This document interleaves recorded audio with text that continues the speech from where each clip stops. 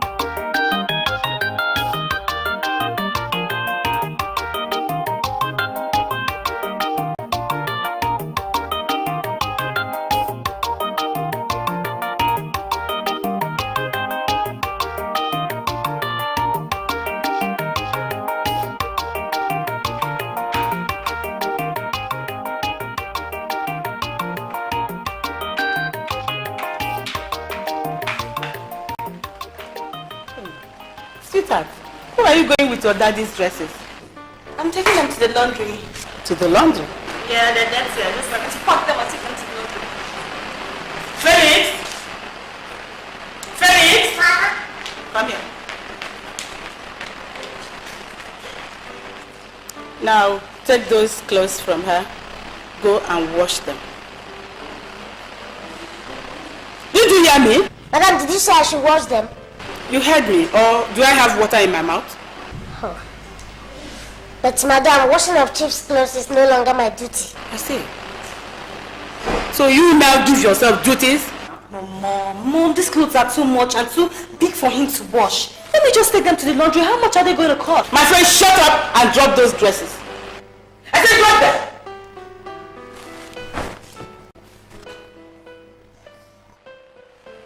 Now, you pick those dresses, go and wash them. And make sure you finish washing them, because there will be no food for you in this house if you don't wash them. And you, go and get dressed and go to the library. Go and get dressed!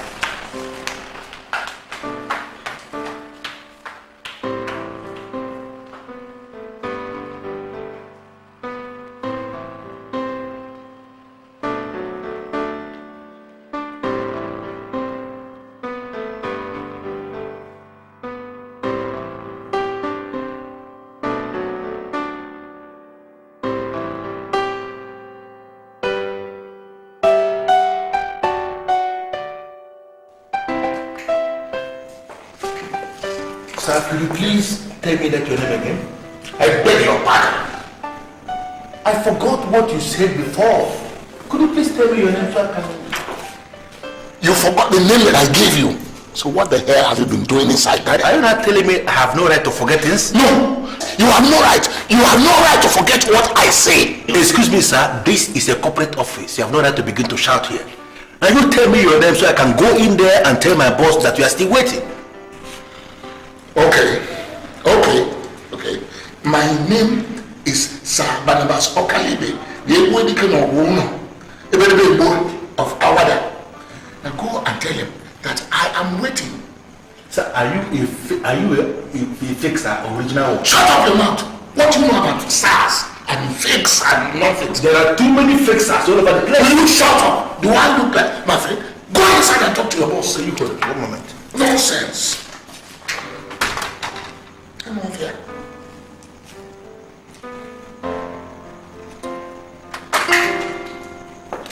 Sorry for the mix-up. You may go in now. Next time, watch your mouth, boy. Watch your mouth, because I don't take nonsense from anybody. Sir, there are too many fixers all over the country. Too many fixers all over the place. How do I know you are the original one?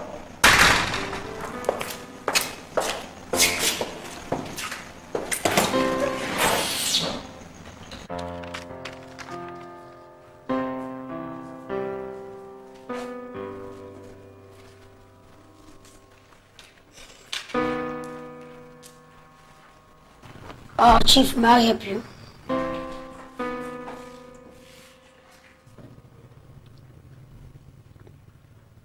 Chief, may I help you?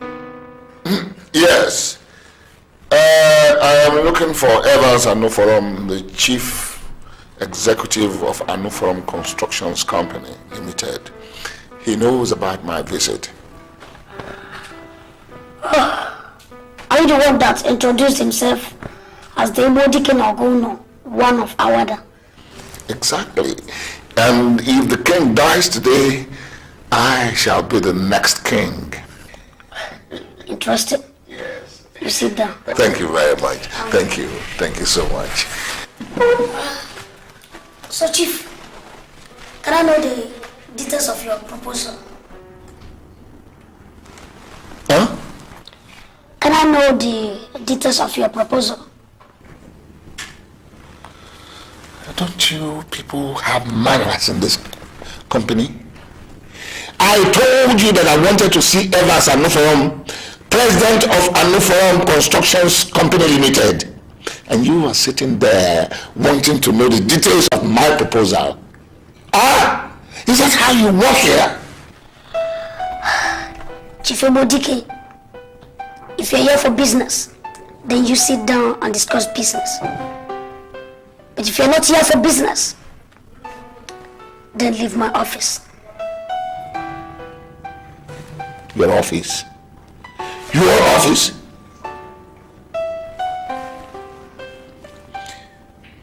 Huh? Who are you? Who are you?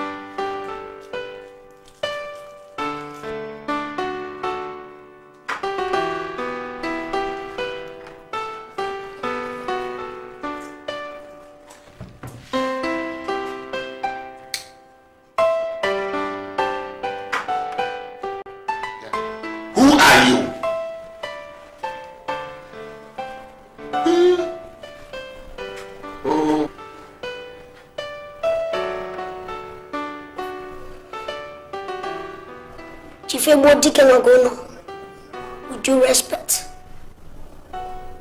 I am Evans Anuforum, the Chairman Chief Executive Officer of Anuforum Constructions Limited.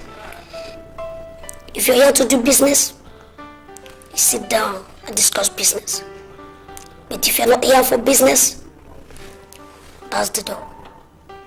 You are the president?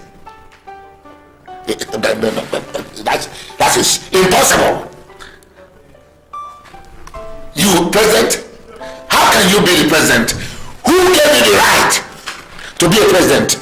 Who? Who are you? Nonsense.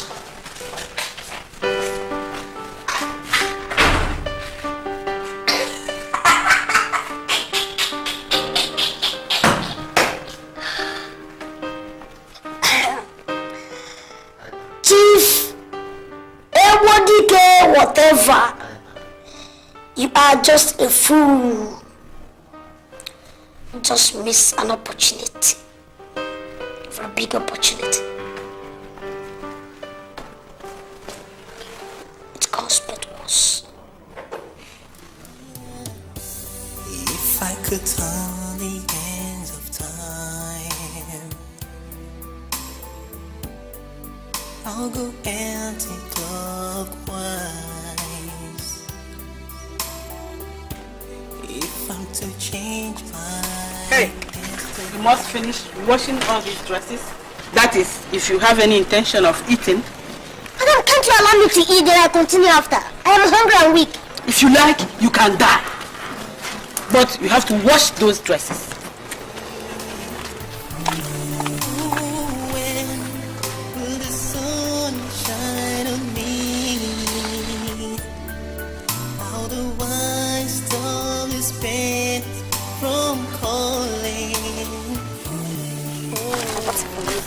Where are you coming from? The library, I went to read. You mean you went up just like this? What is wrong with what I'm wearing? No, it's not wrong. Just, I don't like this dressing. I don't like it.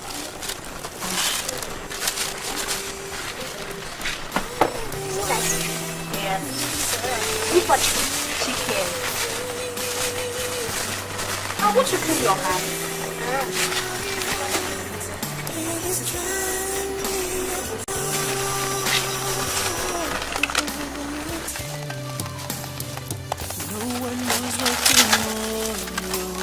You like fried rice, don't you? Yes. maybe I'll leave or maybe I'll die. 'Cause I want to be suffering. What is happening here? Huh?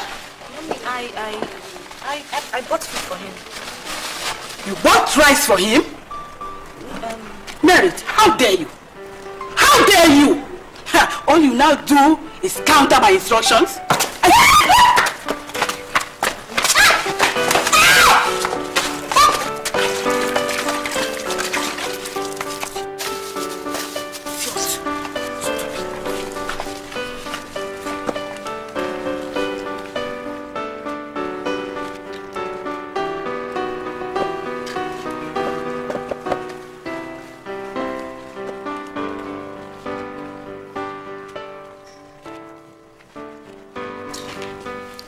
To an electric pole. I said, what do you know about that man? Chief, sincerely speaking, I don't know anything about this man. In fact, I've never seen the man before. He introduced himself as I reported to you, and I allowed him because you asked me to allow him. Can you dig up anything on him? I want to know what moves him. Okay, sir. Get me his business name, his business interest, and if possible, his bankers. Okay, sir. I want to know what he has that made him think he is above board. Sir, maybe he was looking at the size. Are you mad? Sorry. Are you stupid? I'm sorry, sir. Mr. Zuma, why would you talk like that? I'll get out of office and go and do what I asked you to do. Sorry, sir. Sorry.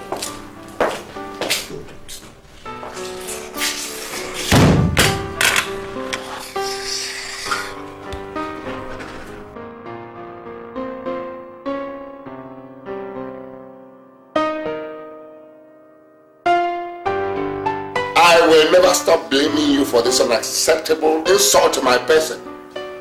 How could you introduce me to a riffraff? Have you known me to associate with riffraff all my life? Have you? Chief, it's unfortunate you are sounding this way. We are talking about a man who has the best construction company in the whole of sub-region. And you're here calling me a riffraff. Chief Anuforo is not a riffraff. I'm disappointed. Now listen to me. If you have parted ways with your sound sense of judgment, then exclude those of us who still retain our pride. I have never been this insulted in all my life, waiting for a riffraff.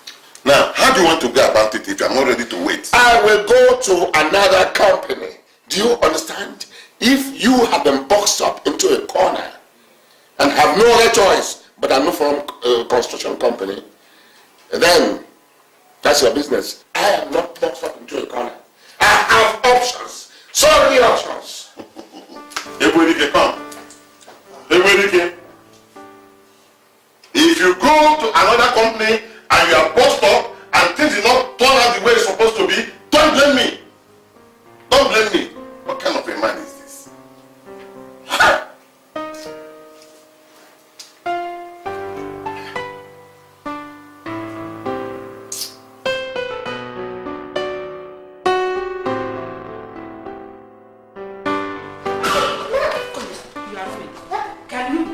one reason, just one reason, why I shouldn't kill you here in this house today.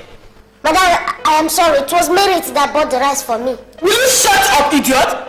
But I asked you never to think about any food until you have finished washing everything. Why did you touch the rice? I was hungry. You... I would have died if not that the food arrived. You would have died? Yes. Huh?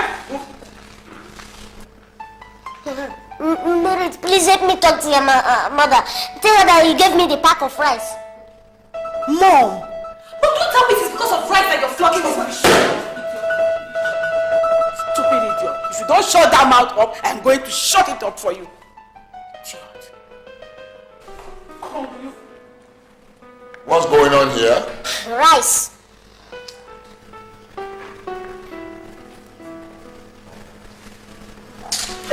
What does it mean by rice? Merit bought rice for me. I ate it. Madam is hungry. What he's talking about? You went and bought rice? Dad, Mom said I shouldn't take your clothes to the laundry. That Felix should wash them. He was hungry, so I had to buy him food to eat. Who told you to take my clothes to the laundry in the first place? Did I tell you that in your dream? Chief, you must warn Merit. You must really warn her. She's beginning to be disrespectful in this house and I don't like it. I'll kill her one day with my bare hands in this house. I will do it, so help me God. I will. And you? What are you still doing here? Huh? Dad, just be very wicked to this boy. And it's not fair. See what I mean? Do you see what I mean? She doesn't respect anybody anymore. Let us. Come back here, my dear. Come back. Come.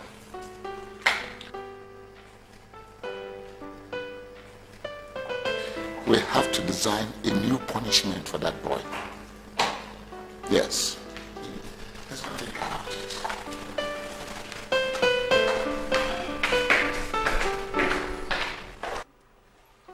There is nothing to worry about a boy now. He has this delusion of grandeur, and that thing is affecting his business. Icheduru, to forget that man is absolutely impossible. He got my boss seriously angry, and now he wants me to dig up any available information on him, and that's why I'm here. What is about a boy that will bother your boss? He is my friend. And he has this bossy attitude that makes him believe that everybody must be under him. He's your friend, right? Could you tell me how many companies has he got in this country we live? How many companies? Look, he has one sick company that is trying to survive. I don't know. So why was he talking nonsense? Now you tell me again, that company, that sick company, is that company into construction? Donald, Egwedikenogu is into so many things. Jack of all trade and master of nothing. What was actually prompting that man to be talking nonsense to my boss? Do you know what, Isheduru? You must make yourself available in my boss's office tomorrow to come and explain things to him. Because he's very angry with you for introducing such a character to his office. Has it got to that? Of course, it has gotten to that. I did that in good faith. I never knew the man is a non-entity. He is a complete non-entity. Do you know what he was telling my boss?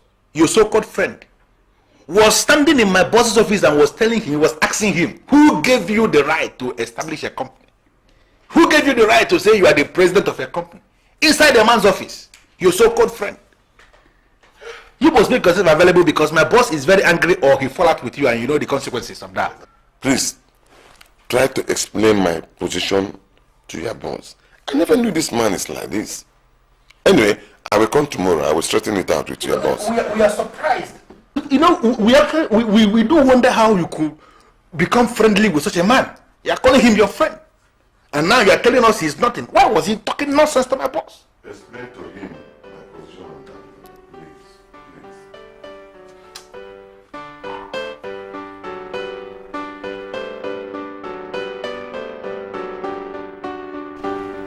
How many cats do you have in your family? No, sir. Is there any laundry in your village? No, sir. And apart from cocoyam, fufu, abu, yam, do you have any other thing you eat in your village? Nothing, Mama. Nothing normal. So why are you being stupid in my house? Is it because we give you balanced diet? That is why you are developing into a fool? I'm sorry, sir. It was Merit that asked me to eat. Have you ironed those dresses you washed? Ha! What do you mean, ha? Have you ironed the clothes? I'm sorry, sir. I will iron them tomorrow. You are lying. You have to iron those dresses this night. Madam, I washed 46 clothes today. I cannot iron them tonight. Go tell it to the birds.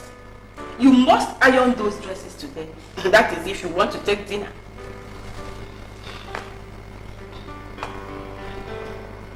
What are you still doing here?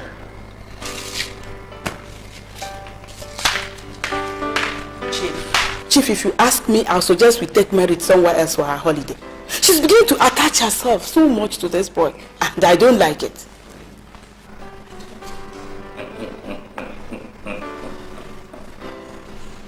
Attach herself to this woman?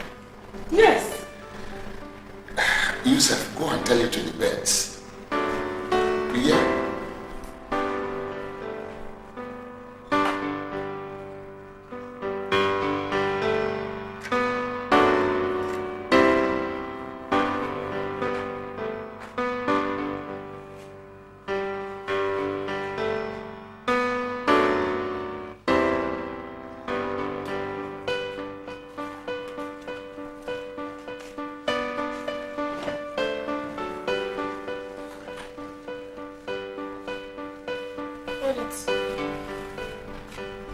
Do you know your mother used to like me? But I don't know why she hates me now. Felix, how could you say such a thing? Apart from the rice you bought for me in the afternoon, which I was not even allowed to eat well, I've not eaten any other thing. Why? Are you not hungry? As I'm standing here, I'm shaking. My whole body is moving. But your mother said I will not eat anything until I'm through with this. In fact, you know the implication. No food for me tonight. Your father castigated me. He said I'm a bushman from Akama. That we don't have anything, that we are nothing. But I know in Akama we have excess food. In fact, it has never been reported that anybody died of hunger in Akama. It's okay, Felix, stop. Alright? Stop. I'll get you something to eat, okay? Alright, just take this, okay? Finish this up and get something to eat, alright? Okay.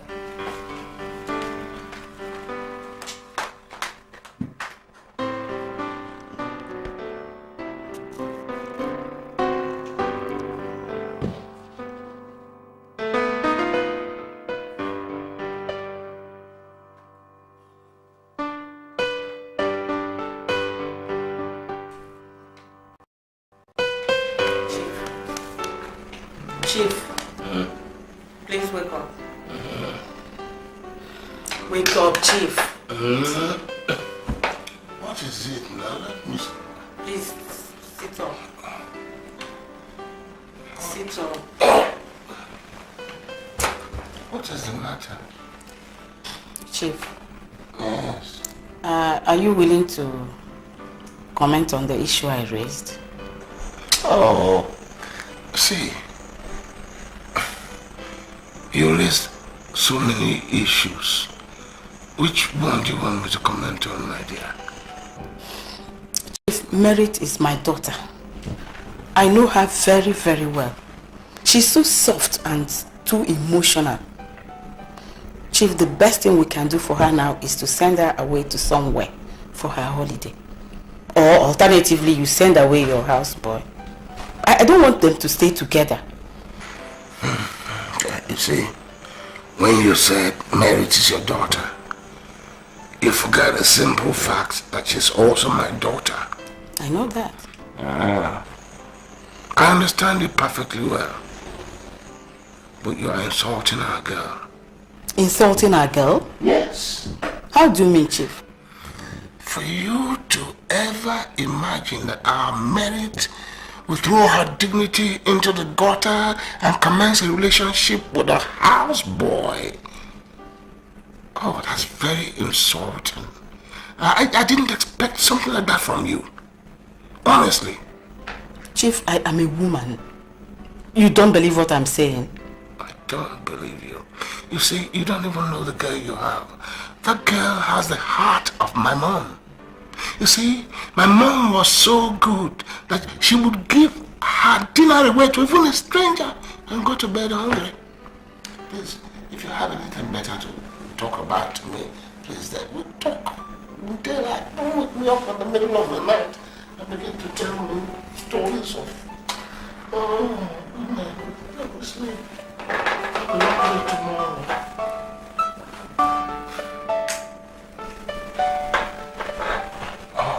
Oh, wait, my dear. Were you expecting? It's all right. When you think about it, call me. When women wake up in the middle of the night to talk to their husbands, they have some hidden agenda. Please, you said you want to sleep, please. Yes. It's all right. Merit, you don't know how you have just saved the soul. I would have died of starvation. Oh, you won't die, Felix, okay? I'll just hurry up so that I can take the PTV before my mom comes out. Okay. Now drink some more. Yeah. You okay? Yeah. Are you okay? Yeah. You sure? So hurry up and finish up, eh? Thank you.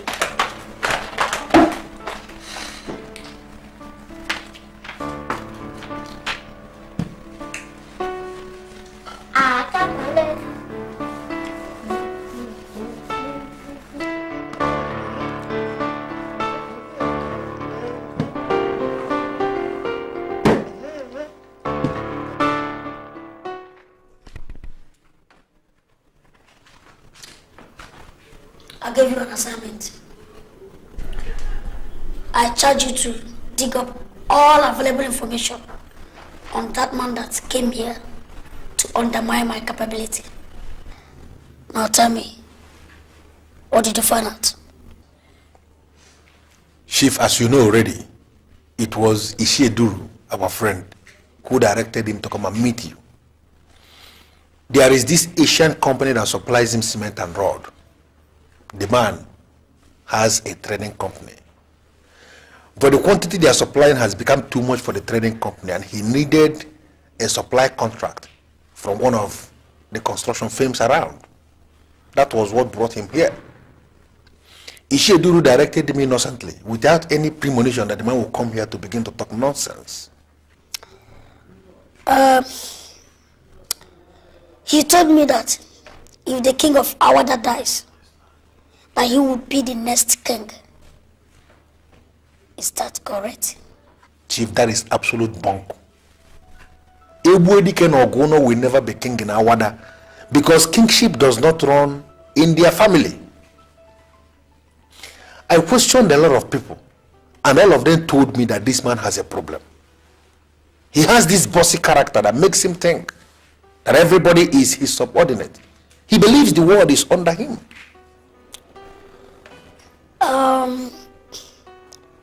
You said you questioned some people and they said things about him. Yes, sir. Now tell me, do you think that man worth up to 1 billion naira? Chief, if you will listen to me, the best thing we can do is to ignore this man. He is suffering from delusions of grandeur. Chinedu, our friend, is not worth even half a billion. And yet, Chinedu is richer than this man. So he is not worth up to 1 billion naira. And he came to my office to talk to me with such impunity. Chief, I wouldn't want you to become angry. But let us ignore this man. Let us face our business. Please. Mr. Donald. Sir. We'll open an office for him. Huh? Yes. We'll get him a file. I just want you to remind me every day about him. I want to show him who I am. You want to spend time on that man? Of course.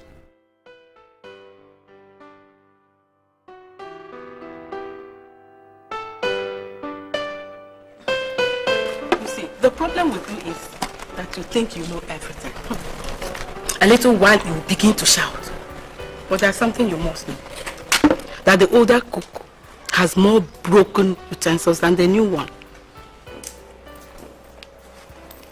Mom, I don't understand what you just said. If I must understand you, then you must speak to me with some level of lucidity. I'm not a man that you should be talking to with proverbs. I don't know what to think. And I sincerely don't even want to know. But there's something you must get clear here. That your father and I are against this sudden emotional attachment we're developing for this houseboy. And we want it to stop. Wait, Mommy. I don't understand this. Did I hear you say emotional attachment? What do you mean by that? Listen, the family name that is hanging on your neck is a very powerful one. And you have a sacred duty to everly protect that name. For God's sake, you have no reason feeling anything for a man your father and I do not sanction. Not to talk of a common houseboy. Merit. Are you using your brain at all? Mom, you're beginning to insult me and I don't like it at all. How can you think of such a thing? That I'm developing an emotional attachment for Felix? Oh, come on, Mom. Come on. Give me some credit here. Sweetheart, are you telling me that you see him as a houseboy just as he is? Mommy, that is not what I'm saying. Okay? And I don't want to go into it. But there's one thing you must understand. I cannot stand by and watch somebody go hungry when I could easily give him food. And if that is what you take as emotional attachment, I'm sorry. There's nothing I can do about it. That's my girl. You're not talking like my father. No, Mom. I'm not talking like your father. I'm talking like my father. Sweetheart, you're getting it all wrong. All I mean is that you are now talking sense. Wait, but Mommy, wait. How could you just imagine such a thing? Me? Felix? It's okay. I hope Daddy has not said anything about it. I hope you just not told him anything. It's okay. Felix! Felix! Felix! Sir? Yeah. Is this one of the clothes you washed yesterday? Yes, sir. I washed and ironed it. Good. Where is the money? Money? Yes. Which money, sir? Am I the one you are asking that stupid question? I'm sorry, sir. I don't understand what you meant by where is the money. Ah, all right. I forgot $4,000 in this jumper. So where is the money? So I did not see even a damaged naira inside any of the clothes I washed. You must be crazy to tell me that $4,000 would disappear into thin air just like that. Huh? From this jumper. Huh? Sir, maybe you ask Merit. She was the one that brought down the clothes. I did not see any money in it. Come here. Let's go. Come with me. Come with me.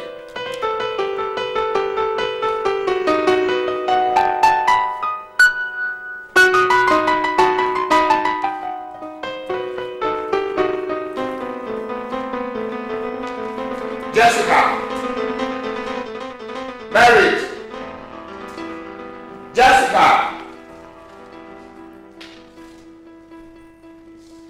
Jessica!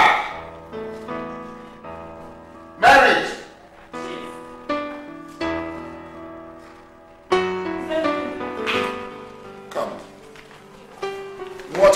the $4,000 that I forgot in this jumper?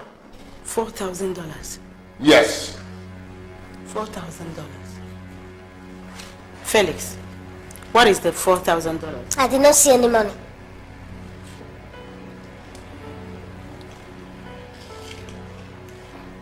Yeah, Merit. Did you see any money in this jumper? No, Dad, I didn't see any money. I didn't even search for it. I just picked your clothes from where you kept them and brought them down. Chief, I told you, this boy is a criminal. For God's sake, Felix, what are you going to do with $4,000? Huh? Felix, I'm asking you for the very last time. Where is my $4,000? Please, sir, I can swear with my life, I did not see any money. Hey, shut up! Swear with what useless life you have? Swear with what? You are a liar! Liar! Criminal! You are driving me away with my $4,000?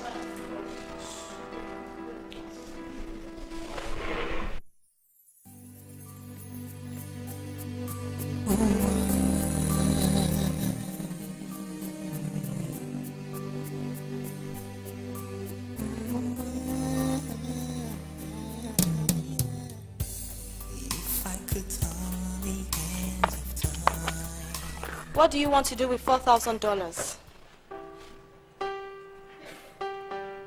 I said, what do you want to do with $4,000? What did you say? You heard me right, Felix. What do you want to do with $4,000? I mean, you should know the right amount to steal. So you believed them? You believed in your parents that I stole the money? Oh, don't be ridiculous, Felix. Are you trying to say my father was lying or what?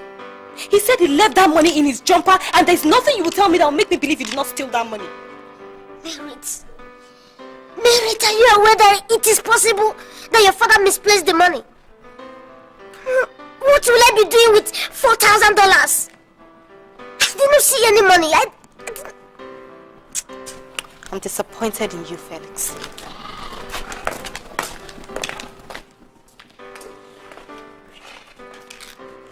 I suddenly became alone.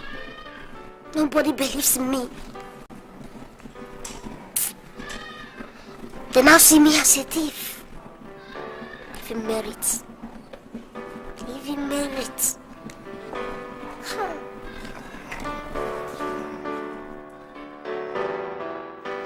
Chinedu, I will not say this again. I will not say it again. I'm a high chief, a senior citizen. I have pride, and that is the difference between the two of us.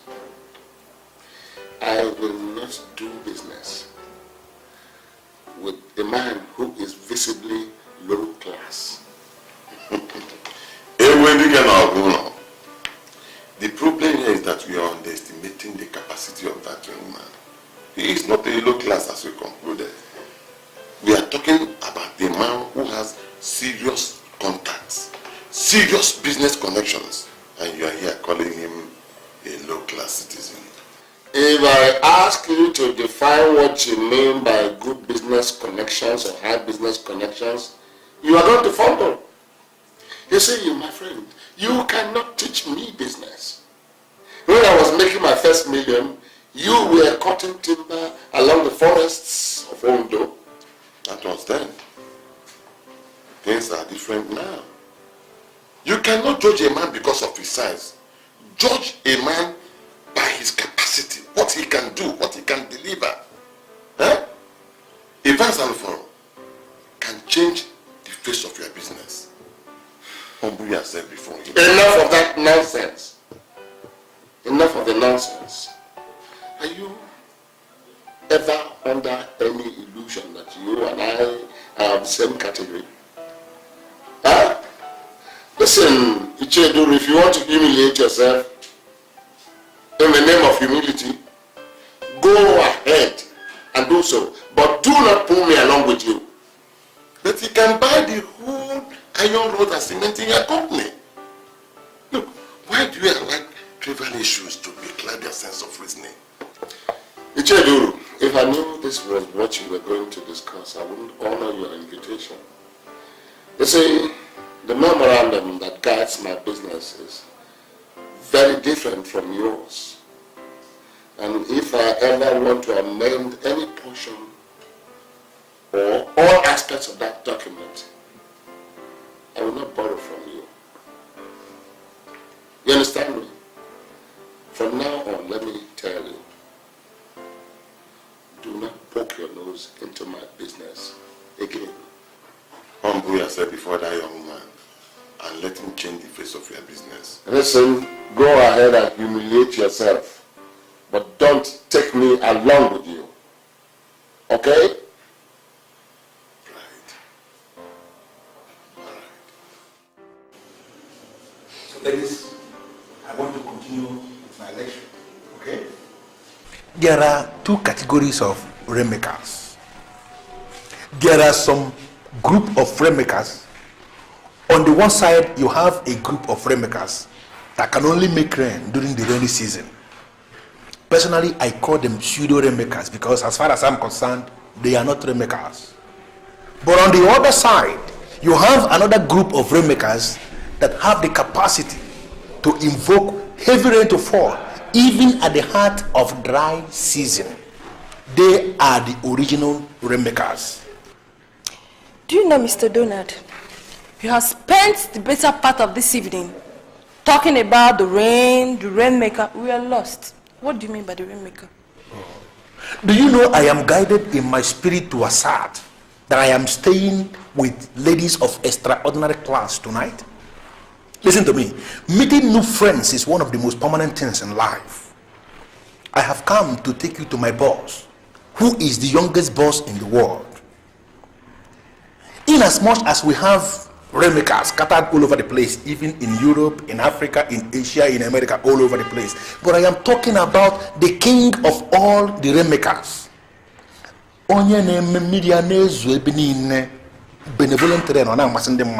Mr. Donald, the way you talk about this rain thing gives me the impression that you're not talking about ordinary rain and water that I know.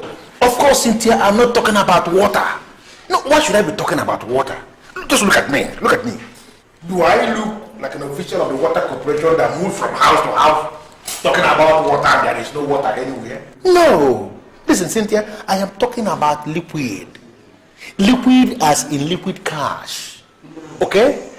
Just make yourselves available tomorrow and meet my boss. And he will rain heavily on you. Mr. Donald, what makes you think we want to meet your boss? Because at any point in time, he knows the right thing to say. He knows the right place to take wonderful people like you. He knows the right kind of gift to give excellent people like you. I just want you to make yourselves available tomorrow. Let me take you to my boss, and forever and ever you will be indebted to me for this unique, wonderful introduction. Mr. Donald, you know what? We are not interested in meeting your boss. Baby, why? We're a politician. And we all know that politicians are not to be trusted. Oh, Joyce, why are you saying this? When you said I am a politician, you are right, because I am a politician. And one of these days you wake up to hear that I am the president of the Federal Republic. But listen, guys, I am not talking politics tonight. I am talking something that is very serious, because a time must always come when we remove ourselves from politics and be apolitical. What I am saying is that I have presented you with a wonderful opportunity for you to tap into the opportunity. Make yourselves available to meet the king of rainmakers, and he's going to rain heavily on both of you till you are saturated. Felix, I want to be very sincere with you, okay? My father has every justifiable ground to say what he said. And what, if I may ask, do you mean by justifiable ground? My father said he forgot the money in his jumpers. I know my father, okay? He cannot say so if he was not sure. Now listen, Merit. If you know you did not touch the money, then your father misplaced the money. Because I did not see any money. I did not see money there. Yes, I did not see any money. What is happening here? Mom, Felix is insisting he never saw the money. I don't know, I'm too confused. I don't know who is telling the truth now. Merit, do I understand you to mean that you think your father was lying? No, Mom, no. I did not say that. What I'm just trying to say is that Felix is still insisting that he can swear with his life that he never saw the money. And you believe that? You believe that? Now listen, you little brat. If you don't produce that money, I am going to starve you to death in this house. I will do it. Madam, I did not take any money. I'm telling you the truth, madam. I did not see any money. If you want to stab me, you're stabbing me because of nothing. Oh. Mary, to tell your mother, I did not see the money. Please. You can't just take your father's money like that. I did not.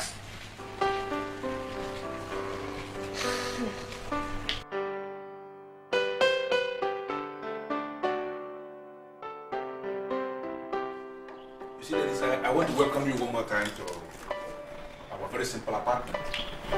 But as far as I'm concerned, this house is the most sophisticated in the neighborhood.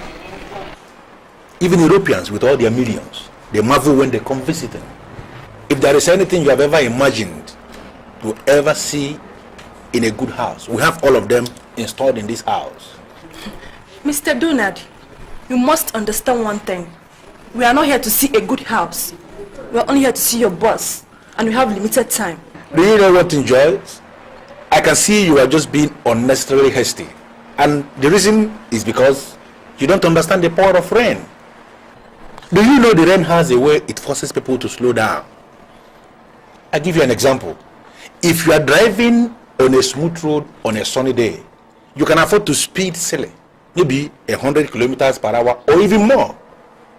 But if you find yourself on that same road on a rainy day, you are forced to slow down.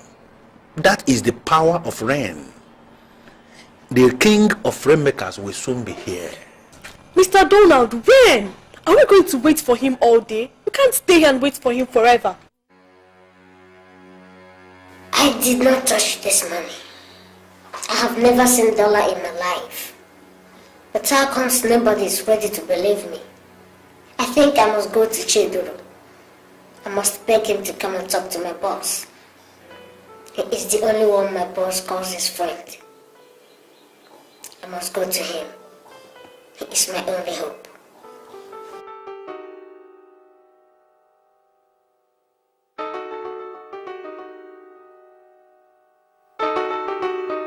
Yes, Mr. I'm listening. Yeah, if you expect me to be in America tomorrow, yeah, I'm gonna be there. But I believe you can still do the business without my presence. Oh yes, Mr. Woodwood, don't worry. Okay. I'll wire $250,000 into your Switzerland account tomorrow. Yes, just call your account officer to confirm that by 12 noon. Of course. Yeah, it's possible. Yes, because I'm going to do that through my Swiss account. Oh yeah. Mr. Winterwood, you don't need to thank me. You know, I love doing this kind of business. Yes. No problem. Once you cooperate with me, yeah, I'm gonna get you more responsibilities. I will do that. I'll give you more responsibilities, okay? All right. Regards to your family. Yeah, everybody. No problem. All right. The rainmaker himself.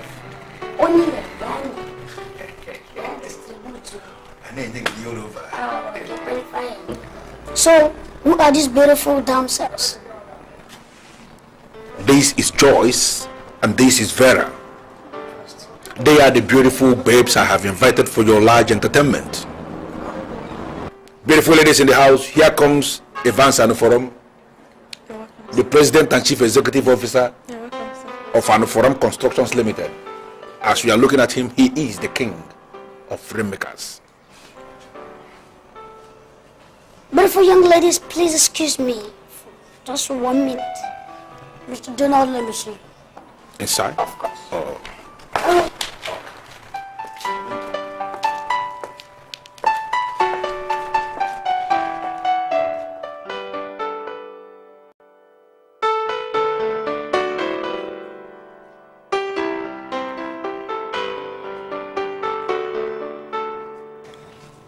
You see, I'm not a man of too many words.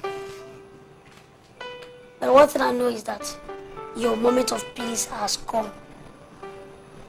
He told me about you people and I thought he was kidding. But now I know. Now I have confirmed that he wasn't kidding. Do you understand? Chief, you see, I made several promises to the players before they came with me. But the main promise I made to them was that even when we are now in the heart of dry season, that you have the capacity to cause heavy rain to fall on their lives. Of course, this you know. Now stand up and rotate for me.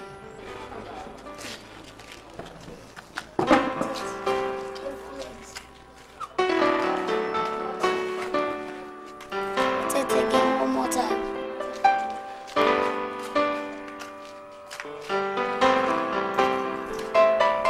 One more time, one more time.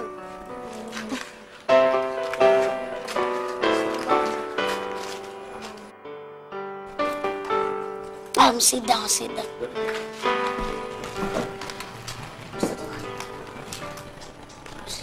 One more time. One more time.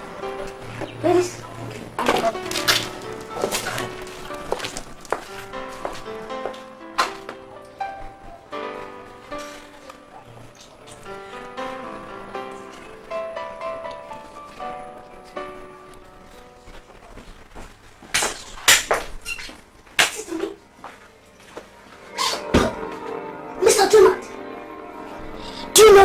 A fool, Mr. Donald. Ha! Nobody has ever said that before. Hey, but if you say I am a fool, that means I'm a fool. Look at me. Do I look like a spiff? Eh? No, just take a good look at me. Do I look like a spiff? What did you bring the two for me? Oh, I got it. Attention of my master. Too much stamina. Now I have to go to the campus and I will get you 10 more girls. 10 more. The money side again, ma. Eh? I'm saying that the two you brought are too many and you're talking about bringing more. Are you out of your mind? God, Jesus Christ. I'm sorry. Sorry, sir. Jesus Christ. Vera, my dear, I don't know what to think, but I don't like that guy. Why? How could he explain his words? He's so young and has all this money. No, I'm not comfortable at all. Choice, you are still living in the dark. And we're talking about the present world, where people make millions of naira just in few hours by buying and selling stocks. We're talking of a guy here who is comfortable and he has money. That's strange, Joe. Vera. You know what? You better go out here and take that yellow pawpaw and leave that black and more matured one for me. Do you understand? I should go and take Vera. I don't know what you call her. Go and take that small one, that yellow pawpaw, and leave the more mature, bigger black one for me. Do you understand? Okay, sir. Okay, sir. But, sir, before I take her, are you still going to cause your rent to fall on her? Don't you know me again? Of course, I'm the rainmaker. In abundance. In abundance.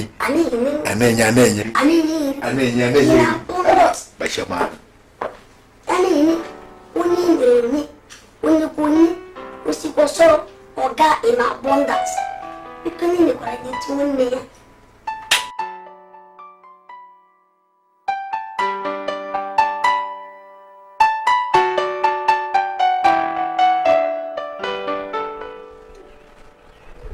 You know the only reason why I tolerate you because you are in a chain. Ordinarily, I would have kicked your ass since. You cannot deal with me if you believe that I'm an Ichie. If I'm an Ichie, then I am the only person who can talk to you, because I cannot sit down and watch things go wrong. What do you call wrong? What do you call wrong? I warned you not to interfere with my business. What are you doing now? You're now interfering with my family. What is wrong with you? What's your problem? Chief, how can you accuse a man without an evidence? What man? Accusing what man? How do you know there's no evidence? Chief, that boy can swear with anything, even his life, that he did not touch your money. Why don't you believe him for a change? So, is his word against mine where you are? Let me warn you. Let me warn you for the last time. Do not interfere with my business or my family again. You understand me? And that is fine now this time. Mind your own business. I don't come to run your house for you. Listen, I am the only person who can tell you the truth. If others don't, I will tell you the truth. What truth are you telling me between me and my houseboy? What the hell is wrong with you? You call yourself an Ichie? That boy did not steal your money. You are accusing him. Why don't you take him over? That boy did not steal money. Do you live in my house? What do you know about my house?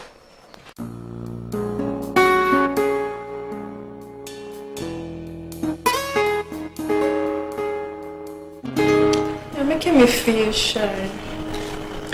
What? What is in your heart? Don't ask me. Ask him to make a choice tempting. Okay. I'll build you a house. No, I don't need a house. I'm building a house somewhere. You can help me to complete the one I'm building. But I can't build one on a strange foundation. You can sell off the one you already built and use the money for something else. But I'll buy you a new house instead. Okay.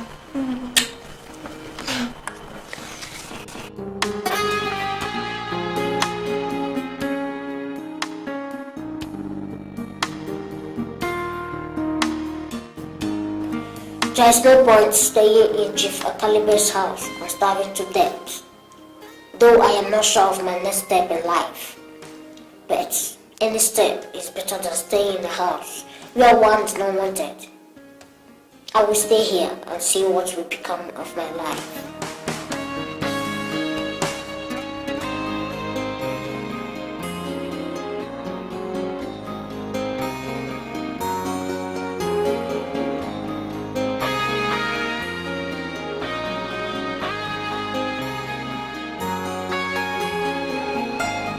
Are you telling me that you do not know the whereabouts of Felix? Honestly, Daddy, I don't know. I don't know where he is. He only left a note saying, that hell is better than this house. What? Felix left a note saying that my house is worse than hell? Daddy, I'm telling you the truth. That is what he said. What is happening here? Can somebody tell me? Did you read the note? Which note? Felix left an insulting note saying that my house is worse than hell, and then left. You see why I blame you most of the time? People say I blame you. You insisted we should send him to school. Now, if he didn't get that level of education, would he be able to describe my house as worse than hell and then leave? Would he? Is that why you're grinding my daughter? Huh? Is that why you are so annoyed? Felix? A common house boy? No, he's not a common house boy. Perhaps he's a common houseman. That man is older than my daughter. So Felix is a common houseman. Yes. Now you tell me, is there any house in Akama that can be comparable to this palace where we live in? Even the boys' quarters where he stays, is there any house in his village that can compare to that? His king, Isigwe, lives in a hut that is not even comparable to the place I keep my dogs. Chief, we should be talking about something better here. Not about Felix. Huh? I have to look for that boy and kill him. Huh? Yes, it's like any other rat. Stamp him out. Mr. Donald, were you able to look into the contract that Mr. Drew brought to this office? Exactly, sir. The contract appears okay.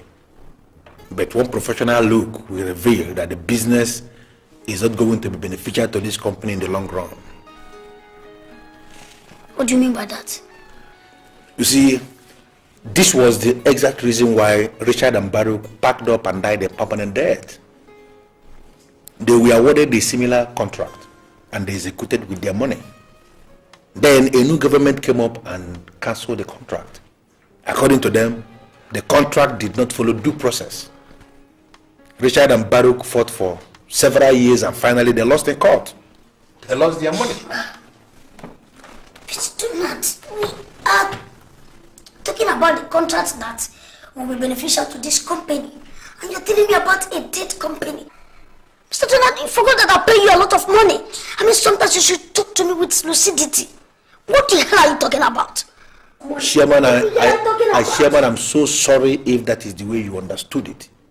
But you see, the contract that Chinedu brought to you was awarded to him by the Senate President. That contract was awarded to Chinedu by the Senate President in his individual capacity as the Senate President. There was no contract award set up.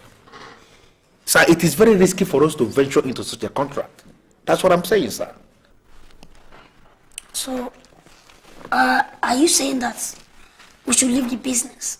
Exactly, sir.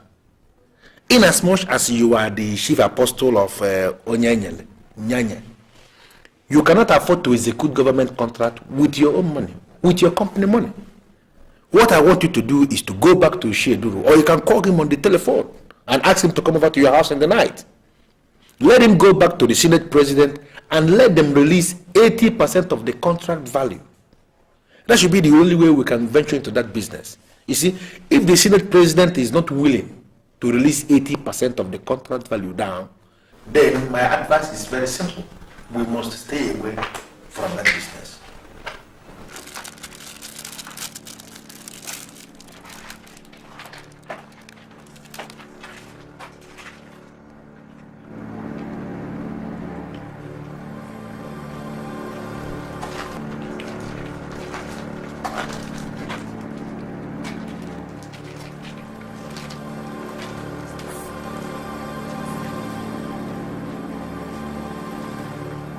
Excuse me, who are you and what are you doing in the house?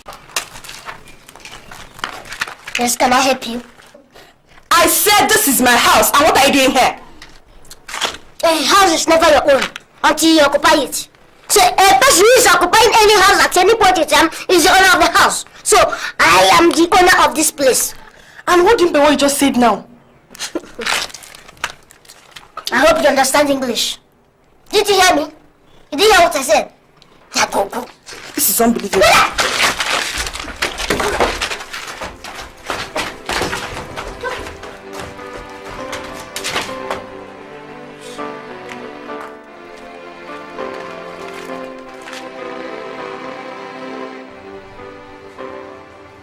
Good morning, sir. How are you, Mr. MP? Mr. MP, how are you? I don't want to spend more than 5 minutes in your office. I told you everything is under control. I just finished talking with Mr. Winterhood and I can assure you everything is perfectly under control. Mr. MP, everything is under control. It's absolutely nonsense. It's absolutely meaningless. It is fake and I don't do fake business. Now tell me, are they really under your control? Yes, under my control. I've done big businesses with Mr. Winterhood in the past and I can vouch for him. He's a gentleman of absolute integrity. Mr. MP, there is a dangerous security report on the destination port we wanted you to ship those containers. Now we want everything shipped to the Calabar port. Mr. Donald, I never heard of any security threat. For God's sake, Mr. MP, we are not concerned with what you heard. There's no threat to security and we cannot afford to have our expensive diamonds shipped to a volatile port. Huh? And what are you thinking, Mr. MP? This is going to cost us some extra money. The containers are already on the high sea to Africa, and to reroute a ship is never an easy task. Mr. MP, you have to do your job. I'm ready to pay anything. Just make sure those things are discharged through Calabar port. Do you understand me? Okay.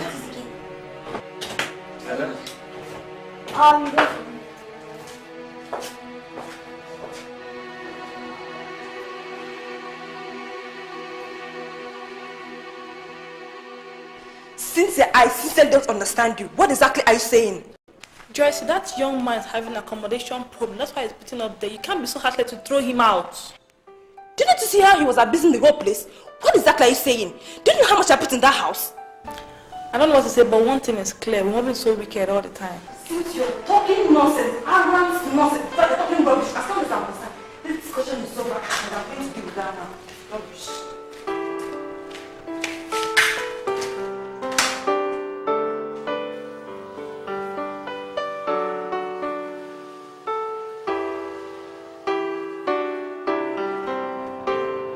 What did you say? Did you say you want to buy maize? Yes, I want to buy corn. Okay.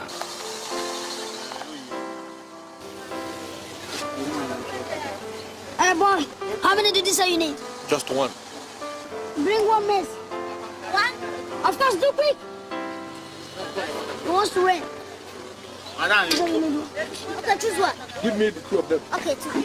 All right. How much?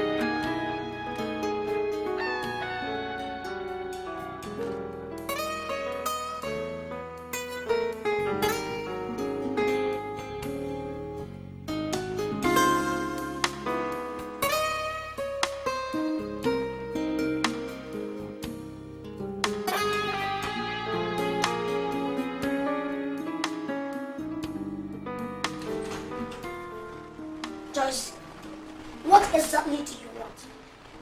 I want him out of my house. Jesus Christ, but I thought I've told you to sell that crap.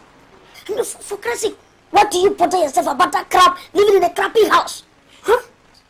Chief, I can't sell that house. I sold that very house with the very first money I made in my life, and you don't expect me to sell the house. Joyce, I think I understand your argument. Okay? But you see, we had a hectic day.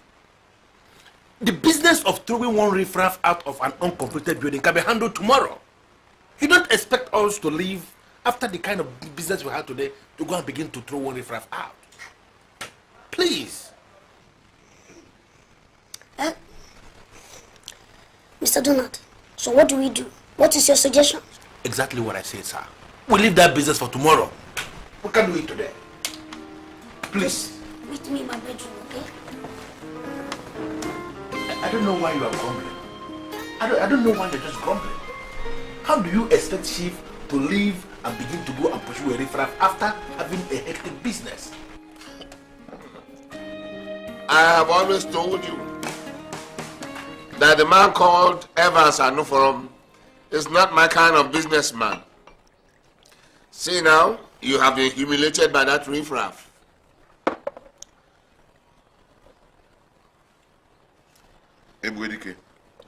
Yes, my friend, cheers. Yes. Let us forget that man and do business. The Senate President himself gave me this contract in appreciation for what I did for him. The fear that the money may not be paid is not there because I know him. Please, I'm begging for your understanding. Let us do this business. It's all right. We are friends, and friends do business together. So how much are you expecting me to provide? The contract value is 880 million. But if we can provide 520 million, that is 50% from you, 50% from me. We are into business. If you ask me, that's a good deal. Yes. Thank you very much. Yeah. Good idea. I mean, you know.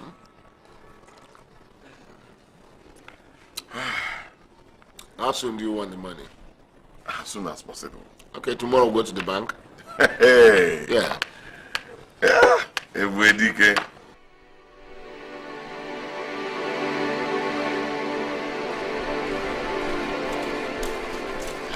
It's the one. I went back to my house. Good afternoon, sir.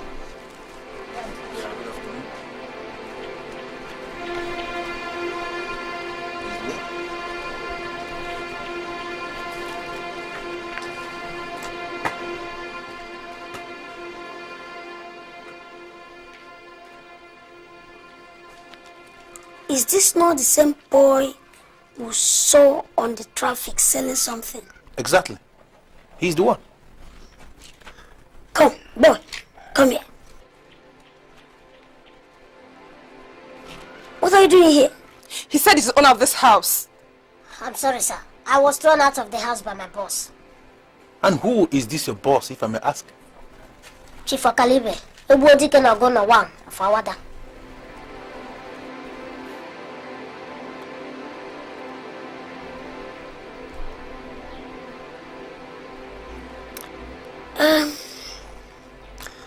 What did you do that made him throw you out of his house? I did nothing. They conspired against me to starve me to death. And I had no choice than to run away.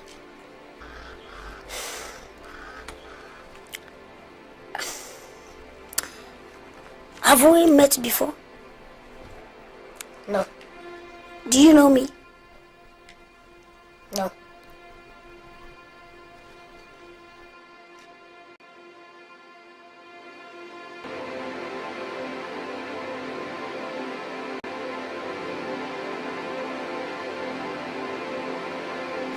Chief, are you all right? Yes, I'm okay. I was just thinking. Chief, can I go now? No, you cannot. I have a lot to discuss with you. Mr. Donald. Sir. Excuse me. Okay, sir.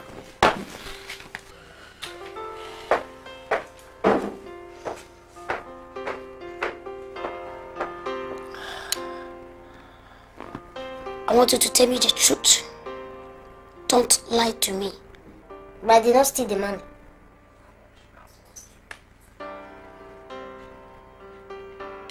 How much? They said I stole $4,000. But up to this moment, I've never set my eyes on dollars. All the sincere people that came across me will tell you that I don't lie.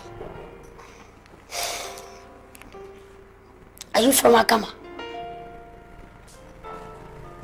Yes, I am from Akama. But I've lived in the city for so long.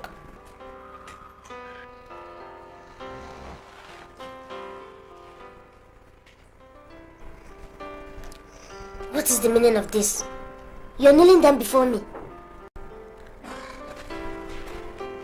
I humble myself before you. They said I am the king of the rainmakers, but they are wrong.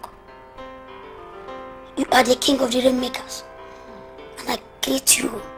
I greet you like my master. What do you mean by rainmakers? Mr. Donald, I have to be very sincere with you.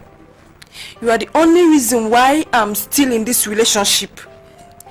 Evans has a way he behaves that I find absolutely disgusting. Do you know what, Joyce? What? You are just overworking yourself for nothing, and that is unacceptable. Evans Anuforum is a multi-billionaire. We are talking about a guy that has too much money. Listen to me. A guy that has too much money can afford to talk anyhow, reason anyhow, argue anyhow, and can even do anyhow. You know, I give you this advice all the time. I don't know why you're not getting it. You are the person who must begin to fashion out how to begin to follow this guy at his pace. Mr. Donald, you know I'm a very fragile person. You keep saying this all the time. This thing gets on my nerves. I want to talk to him. If you want this relationship to continue, then the two parties has to be committed. I completely disagree with you in that angle. Listen to me. Evans and Oforom will never ever get committed to you. Okay? Are you aware we are talking about a guy that has massive money and means? How could you even open your mouth to suggest such nonsense in the first place? That my boss will be committed to you? No.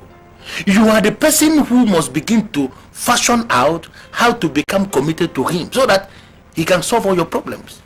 He can get your life established like he has established my own life. Even if some of the problems you have that you don't even know you have, he will decode them and solve them for you.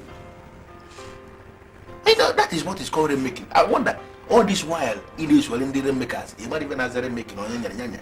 Committed to you. It doesn't make any sense.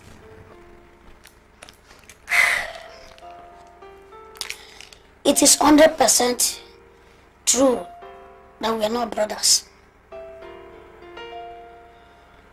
It has been established that I am not from Akama like you. Of course you know. But the truth of the matter is that you are more than a brother to me. Yes. I thought I have searched everywhere for you for years. That is why I am most delighted finding you at last. You are leaving me confused. You had already said you are nothing without me. And now you said you are delighted finding me.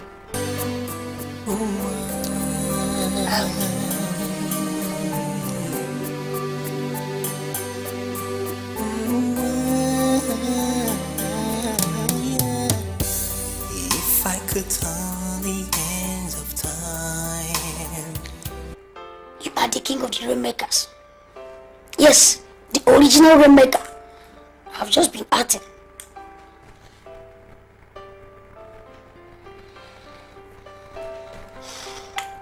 You know what?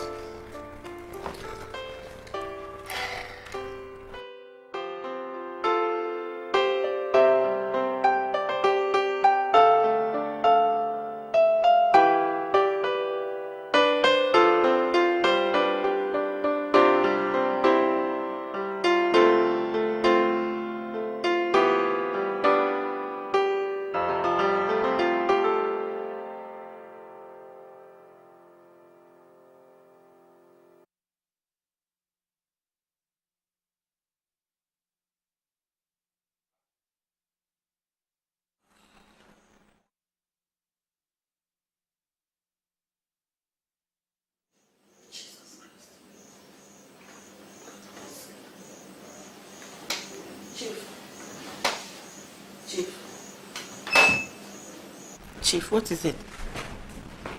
Huh? Chief, why are you hiding your problems from me? For God's sake, I am your wife. And if there is anything the matter, I think I should be told. Baby. First, I am not a baby. And I'll tell you again. Okay? There's nothing the matter with me. I don't believe you. I don't believe you. Yesterday, you didn't sleep throughout the night. And today again, look at the time. After 1 a.m. and you are still thinking. My dear, please tell me, what is the problem? Jessica. Yeah. My friend, Icheduru got me involved in a contract. And I invested a sum of 300 million naira. And as I'm talking to you right now, it seems that I've lost all my money. Jesus Christ, impossible. How can you lose such a huge amount of money? You see, the contract was awarded to him by the late Senate President in his personal capacity as Senate President then. Now that is late. The new Senate President says that the contract is illegal and therefore cancelled it. Chief, do you have any document to suggest you invested such a huge amount of money? What are you talking about? What kind of document? What is wrong with you? What kind of question is that? I have to ask you so that Ask you me know. what? You know what? So that you do what? Huh? This is the problem. That's why I've been keeping my problems to myself. It's okay. What kind of person? You want... Chief, it's okay. I'm sorry. It's okay. In this country, what kind of paper can you go and present to the government and say this is the guy? Mr. MP, I must say I am most delighted with the level of urgency and expertise you exhibited in this matter. You know, you have just proved to us the reason why they call you the best. And I must say thank you very much, Mr. MP. You're welcome, Mr. Donald. Thank you. You see, I am guided in business by that aged business philosophy that the customer is always right. Even when it's wrong anyway. But we owe everything to your master. Had it been he didn't make fund available, we could be in a fix by now. Actually, Mr. MP, my boss is looking for a company to buy. And you happen to be the only company consultant we trust. And that's why I'm here. So, do you have any dyeing company to sell or a dyeing company you can introduce to us? What is this going to do with a dyeing company? Actually, he is buying the company for his new friend, one Felice Umani. We just met this guy a couple of months ago, but suddenly my boss is attaching so much importance to the young man. According to what he told me, the young man was the foundation of the wealth he enjoys today. This is really strange. Mr. MP, let us not bother ourselves with the strangeness or otherwise of the statement credited to my boss. Just ask him a question. Do you have any dyeing company for us? Have you tried Richard and Barry's construction? Oh my goodness. Mr. MP, how could you suggest Richard and Barry's? Are you telling me you don't know the difference between a dying company and the one that is dead already? We are not looking for a dead company, Mr. MP. We are looking for a dying company we can rejuvenate. That company you mentioned, Richard and Baruch, as far as I'm concerned, is a dead company. No, you're wrong. Richard and Baruch is not as dead as you think. And what makes you think so? That company was just destroyed by bad decisions from the management circle. But up till tomorrow, it still enjoys and commands a very good, strong will. If experts like you take up that company and run it within a space of time, believe you me, it will bounce back to reckoning. Goodwill. Do you know, I never thought of this goodwill angle you just raised. But I have always been under the impression that Richard and Barrow is a dead company. Dead company. Evans, do you know I am still dumbfounded? I am still surprised. I already know that I will not be a housewife forever. But in my wildest dreams, I never ever imagined that I am going to become suddenly rich. Rich? Look at me now. No, you are not rich. Rather, you are super rich. You can say that again. Do you know that in my own case, the money was just coming. At the time, I thought it was a joke. Because the money was just coming from every angle. But kudos to my man, my manager, Mr. Donald. That guy is an expert. That's another thing. Do you know, as I'm talking to you now, I don't know the next thing to do. When it comes to management, man, I don't know anything to do at all. In fact, I don't know how I'm going to manage that company because the money is too much. I'm looking stupid. Look at me. What you need to do is to sit down and make the rent. You give and give. Oh. I have been giving. I've been giving all this while. Look at me. I am looking stupid. I know, don't look stupid because I've been giving. In fact, I'm a giver. Don't throw it.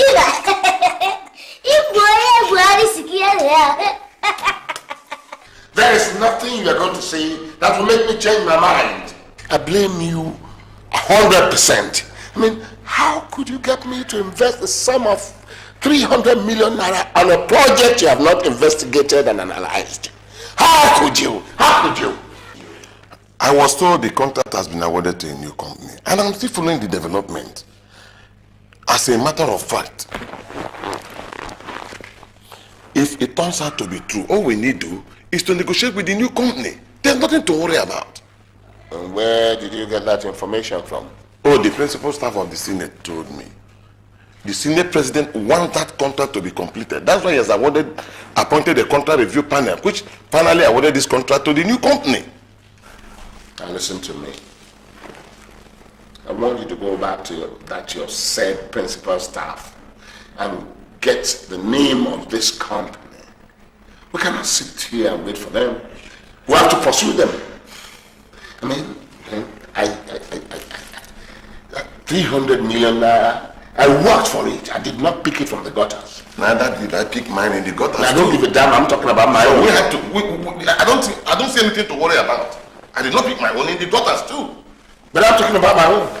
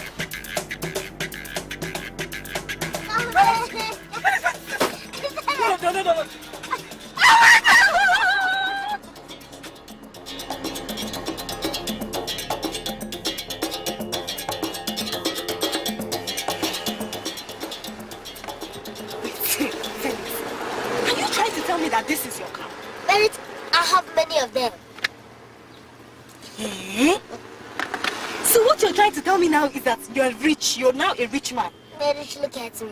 I am the king of the rain makers. If you follow me, I will rain heavily on you. I am a giver, and I'll continue to giving. So how is your father? Wait, Felix. Wait, I don't understand it. Am I sort of dreaming or something? Am I? Where did you say you're going? Where I'm going? Yes. Where are you going?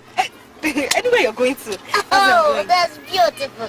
Okay, you guys come into my friend's party. Party? Yes. Don't just worry. You're okay. Once you're with a rainmaker, you're okay.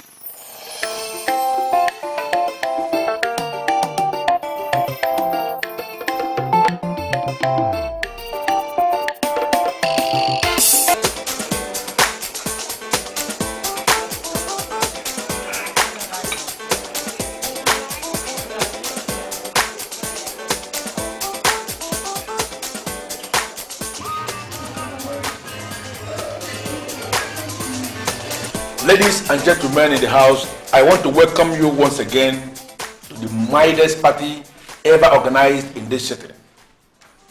We have just witnessed the arrival of Chief Felix Umade, who is the President and Chief Executive Officer of Crecon Transvanity Limited. He is here to enjoy himself with us, and I want us to put our hands together for him. We are talking about rainmakers. I am aware many of you have been hearing this new concept of rainmakers that is spreading all over the place, but most of you don't know what it means. We have been able to learn a new slogan from them. Two of them are rainmakers as you are seeing them. And they call this new law of rainmaking Onyenyel Nyanye. That is people that have been given by God the ability for them to give to others. Onyenyel Nyanye. Can we repeat that after me? Onyenyel. Nyanye. One more time. Onyenyel. Nyanye. One more time. Onyenyel. Nyanye. That is the concept of remaking. Anenye all over the place. Onyenyel, onyonya, onyanke, nyonya. Anenye, so many will kill this all over. You know? But I want us to invite Chief Felix Umadi to open this floor for us officially. We have been dancing all this while, but I want him to stand and open this floor officially for us so that we can dance officially. Yeah. So let us put our hands together as he stands on his feet to do just that.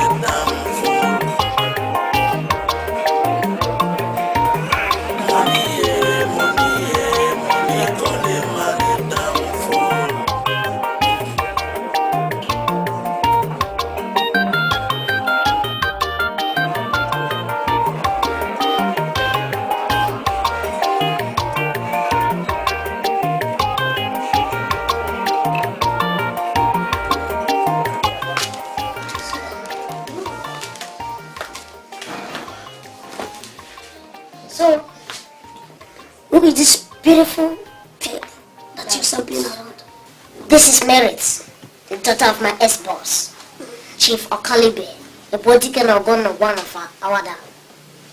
My Merit, this is my good friend, Evans and Forum, the international president and the Forum group of companies. Very good friend of mine. My pleasure. How are you? Fine, thank you. Yeah, you see, I came in contact with your dad only once. Yeah, but he left a very negative impression about this person. But you don't need to worry. You are welcome. Yeah, this is my childhood friend. You don't know, but he is the international president of Crecom Transvanity Limited. In concrete terms, he is my boss. So, enjoy yourself. You must enjoy yourself. Let me go. Big one of the things, okay? Alright, well, we'll soon be going. No. You go for me, okay? Okay. You have not called me in 2 days, and your telephone has not been available. Okay? I came to find out what you found out from your source, the principal staff of the Senate. My contact told me it's not a new company per se. Actually, an investor bought the Comatos Richard and Barak Limited and renamed it Crecom Transvanity Limited.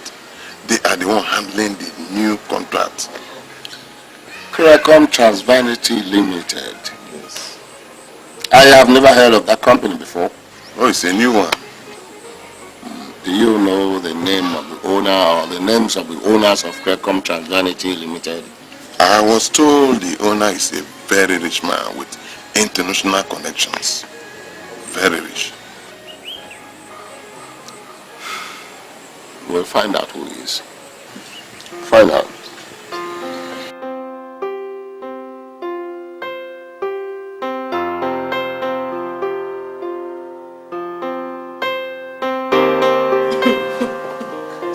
Felix, I don't understand this. I can't just explain. I mean, what is going on here? Merit, you don't need to explain anything. In fact, you don't know what is happening. I know what is happening. The rain is falling. Mary Mezo. And you are benefiting from the rain. Rain? Yes, rain. Oh my God. Do you know, I totally forgot where I was going to. I've never behaved like this in my life. I know you won't understand, Merit. But I don't want you to bother yourself over nothing. Because you have come in contact with the king of the rain makers. And I want you to be happy.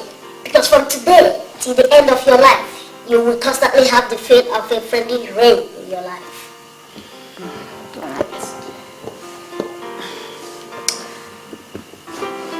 Felix. Yes. You know, I never really believed you stole the $4,000. No, Merit, I don't want us to start digging into the past. The important thing right now is that the rain is falling. So let us relax and enjoy the later rain, okay? If really this is my palace, my home, you know, I want to get something for you, just for you to, calm down. Okay, yeah. Please, I have to go. No problem, I'll take you home right now. Okay, just get something. Okay, yeah.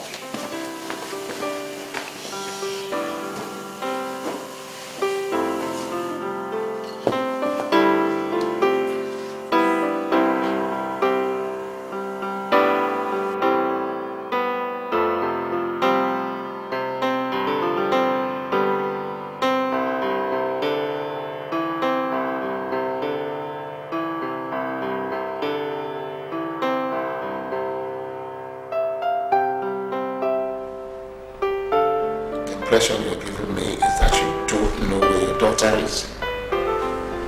Chief, she told me she was going to Nice Street to go and visit a friend. To visit what friend at Nice Street? Huh? Do you know what the time is now?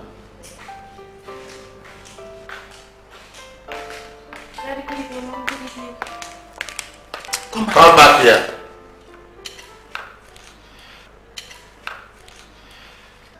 I understand that you have lost your manners. A girl like you walking around the streets at 10 p.m. Dad, I'm sorry. I couldn't get a bus and I didn't have enough money on me to board a taxi. Watch it, young lady. Any other time you walk into this house at this time, I will give you the beating of your life.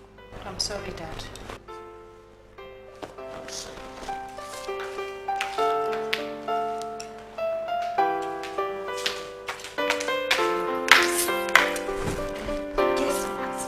You will kill me in this house.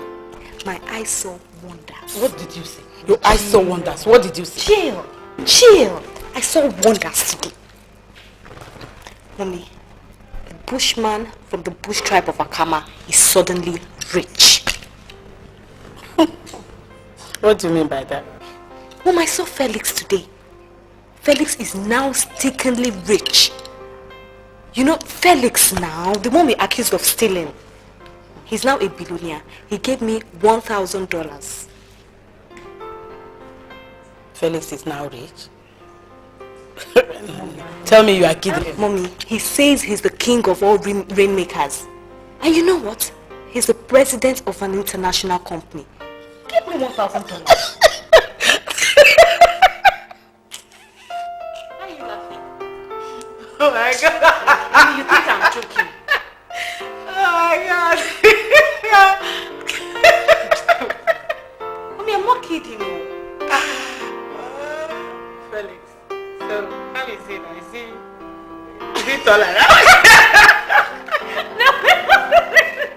No, it's not, it's still the same thing. It's still like that, but Mommy forget. It's now very rich. You have seen it as small as easy what he was wearing. He was looking too tech. Mommy forget, oh, God has blessed us. It's trousers.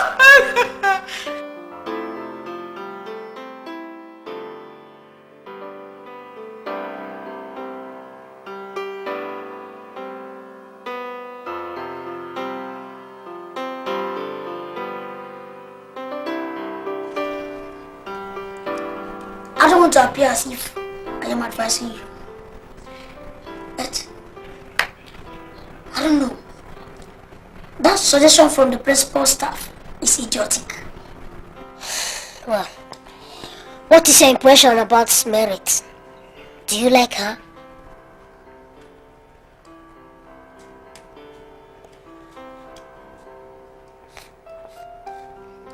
Well,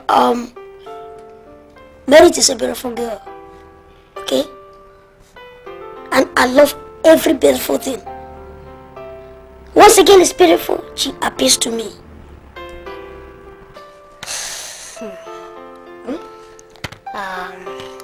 Well, I don't know. I don't know if she's aware. But gradually, my heart is pushing towards her. Really? No problem. Make your choice. Go after your heart, okay? Are you still going out tonight? Of course. I will. Just when you're ready, give me a call.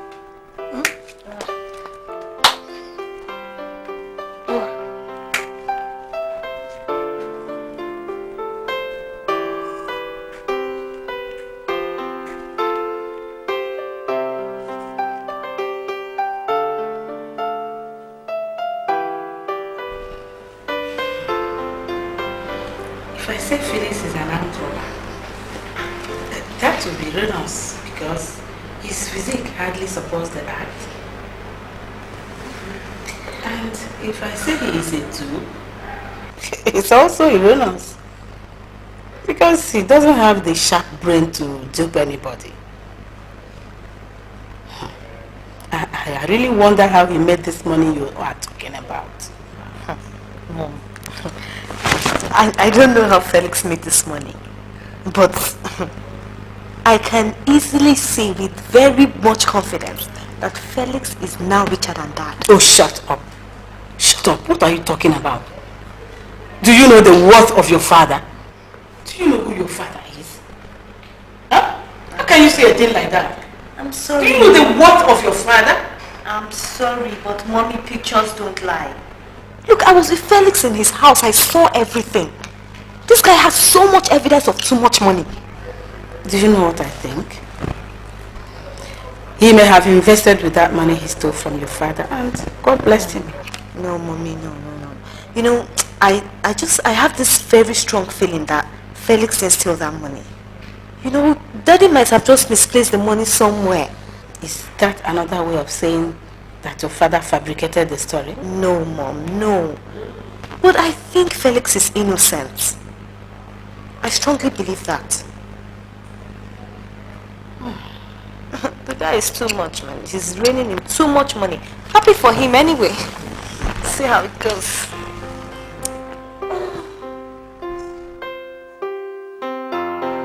Thank you, Donna, for coming within short notice. I really appreciate. Isheduru, you don't have to bother yourself. You are a friend of the house, and when you sounded so frantic, I had no option than to rush to this place. So may I know why you sent for me? Yes, there is a company I'm investigating, and I will appreciate any information you can give me. Isheduru, ever since I resigned from the State Assembly, I have worked under Evans and Forum, the remake of our time. I never took up any assignment or any work in registrar of companies. So why are you asking me about a company? Donald, I know you. You know it, that you are very mobile and versatile, and you have this penchant of knowing driving businesses. Come on, I know what you can do. Should I take that as a compliment? It is. Okay, may I know the name of this company you are investigating? It is called Cricom Transvanity Limited. They are into contracts, and they've just won a contract to complete the job we have done 80%. I want to know them so that we can negotiate. Cricom Transvanity Limited? I think I know the owner. Really? I know the owner. The owner is my friend. The owner is a friend of my boss. And what is his name? His name is Felix Umade. And according to my boss, the guy we are talking about is the foundation of the money my boss has. They look alike, they look like brothers, and they are getting on well. You see why? You see why I said there is nothing that you cannot perceive the other. I know you can nose around. So, Felix Umade is the owner of that. Even if you like, I can even give you his telephone number. You can call him on phone for first-hand information. Really? His telephone number? I can give you his telephone number. That's why I said you have this. So are you relaxed now? Very much relaxed. Then you ask your guys, ask your boys to get some. But I'm begging.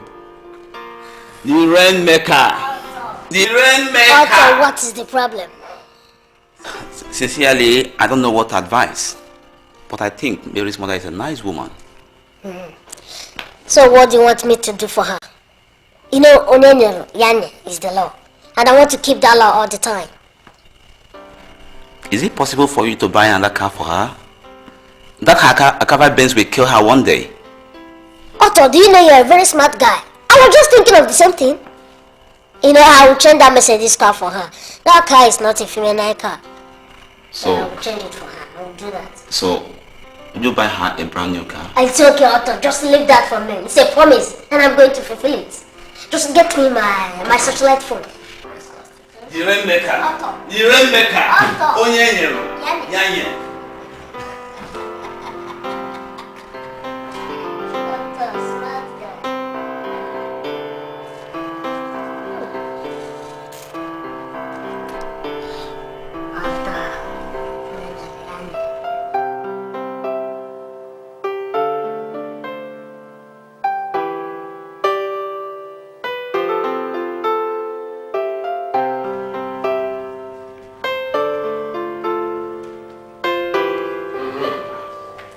Listen, Chinedu, I don't like being kept in suspense.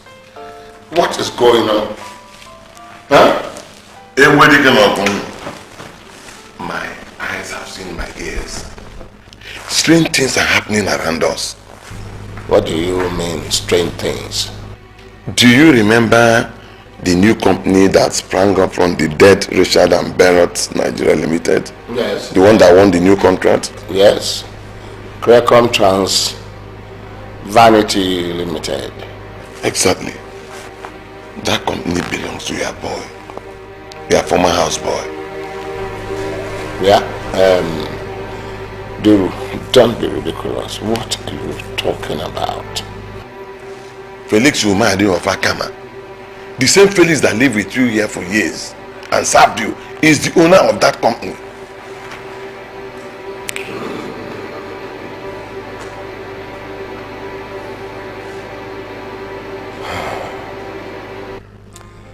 Is this an invasion by cretins?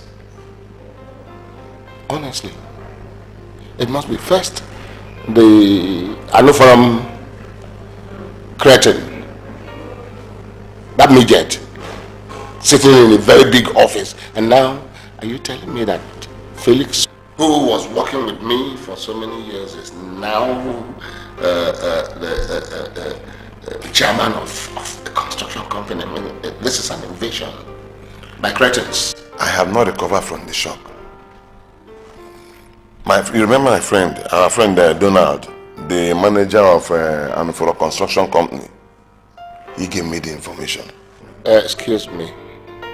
Donald is not my friend, it's your friend. A man who works for a cretin cannot be my friend. We cannot share fellowship. Okay, he's my friend. Yes. This is an invasion by cretins and something has to be done about it.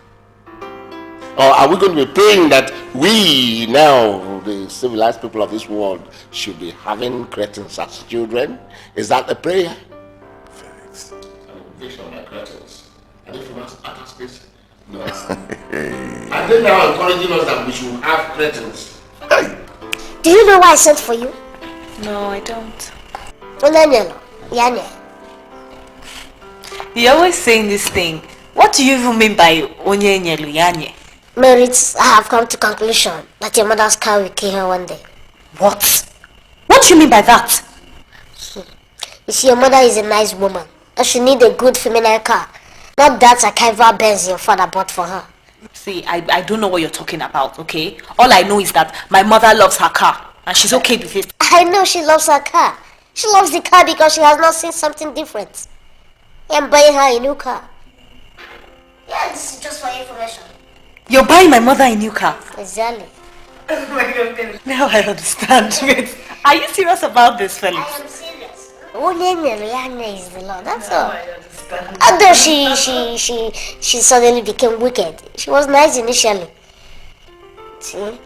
Well, she was the person that gave me the education I have now, so I will never forget that. Yeah, thank you very much. She'll be so happy to hear this. So the car will be delivered to her. Are you serious? Very, very, very serious. She'll be so happy. I know. That is the law. I'm a giver, that's all.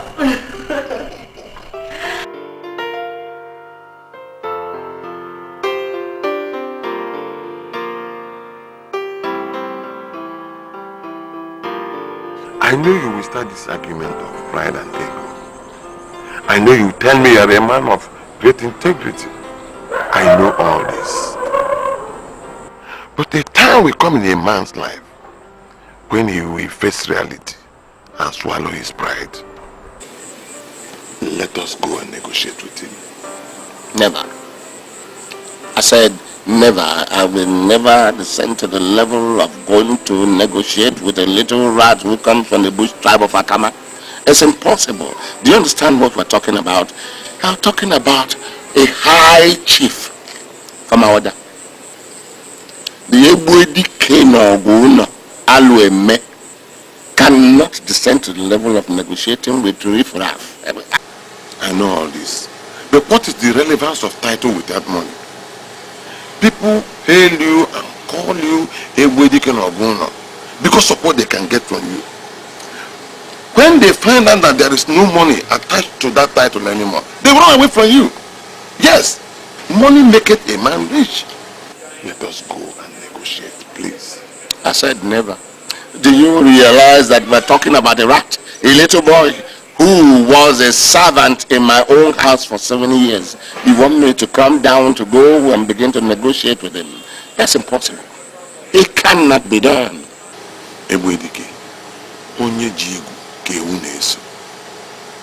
You may not beg him from your heart, but we need the money. It is suicidal to stay with that money. Look, let us go and negotiate with him. We need the money. Do you know how much it costs us to make all these millions? Abomination. Hello? Yes, abomination. What are you talking about? That is sacrilegious. You want me to go and sit down with the rat who should come and beg me? He should come and apologize to me for ever touching money. And you are asking me to go and negotiate with him. You don't know who we're talking about. We are praising a man, we are calling his name everywhere, and you say you do not know who he is. We are talking about the of Awada. To sit down at the table to negotiate with the riffraff? No. It's sacrilegious to do so. Our ancestors will cry in their graves. Yes. You need the money. Oh, money comes and goes. You need these millions. Rain. Yes, rain. Rain. Men want to humiliate themselves because of the rain. No, everybody will not be humiliated by any rat who touches money. Mba.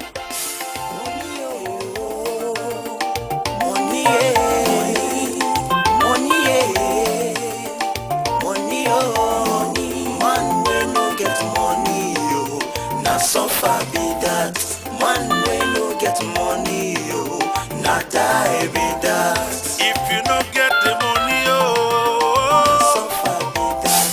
Food hungry you and you no fit the job, die be that. Better wife you no get at all oh, suffer be that. Better motor you no fit to buy yo.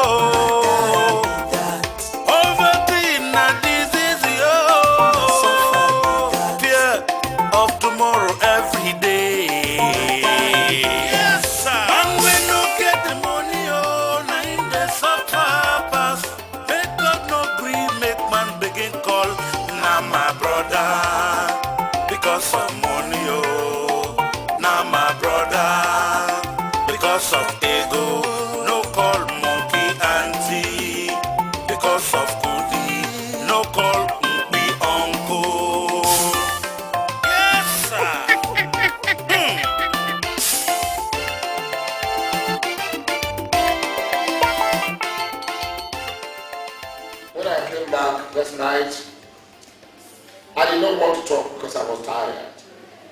But I want to ask now, who owns that car that is parked alongside your car, right in my compound here? Oh, that? Yes.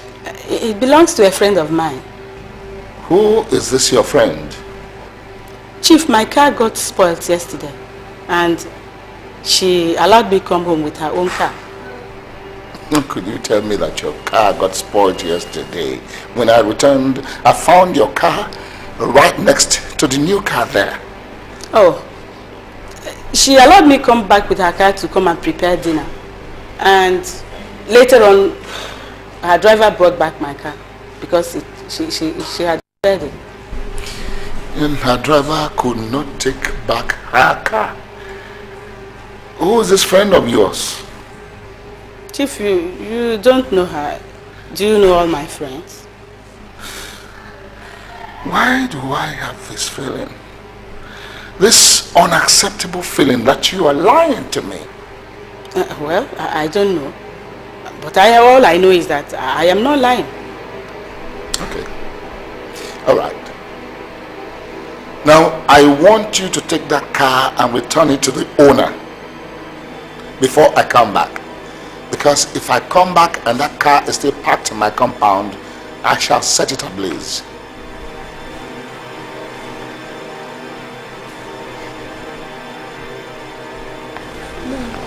Mom, why did you have to lie? You should have just told him the truth. Sometimes, some truths are better not told. You see, your father has this character of egotism. He finds it difficult to accept others. Doesn't tolerate anybody anyhow. I know him very, very well. If I had told him it was Felix that bought that car, he would have burnt it immediately.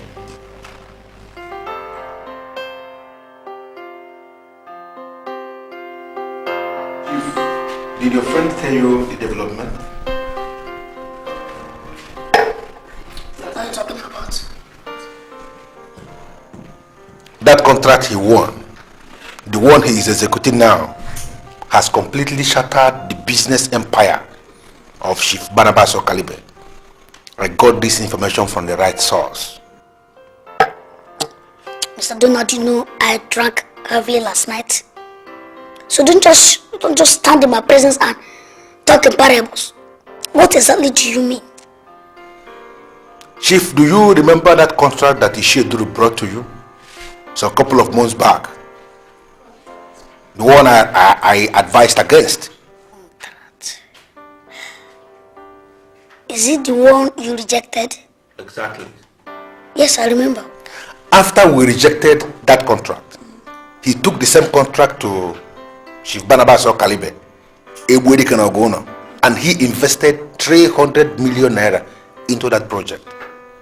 And in line with my fear, the then Senate President died and the new one came up and cancelled the project. He said everything was illegal. Then what happened to his money? Of course, they lost the money. They lost everything they invested into the project. And as I'm talking to you now, based on what I heard, Chinedu is trying to meet with your friend for negotiation on the possibility of balancing them what they invested in the project. But everybody being a very, very difficult man, is not willing to come for that negotiation. That man is not serious. He is too pompous, and I don't like him for that. But Chief, if nothing is done fast, that man may likely die. Die? Exactly. They are in a perfect business fix, and they have never found themselves in this kind of fix before. I don't know. It's not my headache. I don't know anything about that. Mr. Donald, I think you go to South Africa next tomorrow. Merit, the only problem I have with your father is that he underestimates me. If he could humble himself, I would give him money. My father lost 300 million naira to some company. And since then he has been a tiger. He sees series and series of faults in whatever anybody does. What is the name of this company and what was the nature of the business? I really don't know. I'm not very sure about it at all. Well, I cannot say what he got himself into. But if he can accept me as a free citizen, I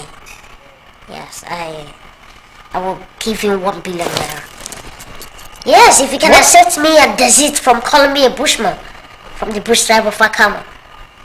Of course. Wait, Felix. Are you trying to tell me you have up to 1 billion naira? Oh.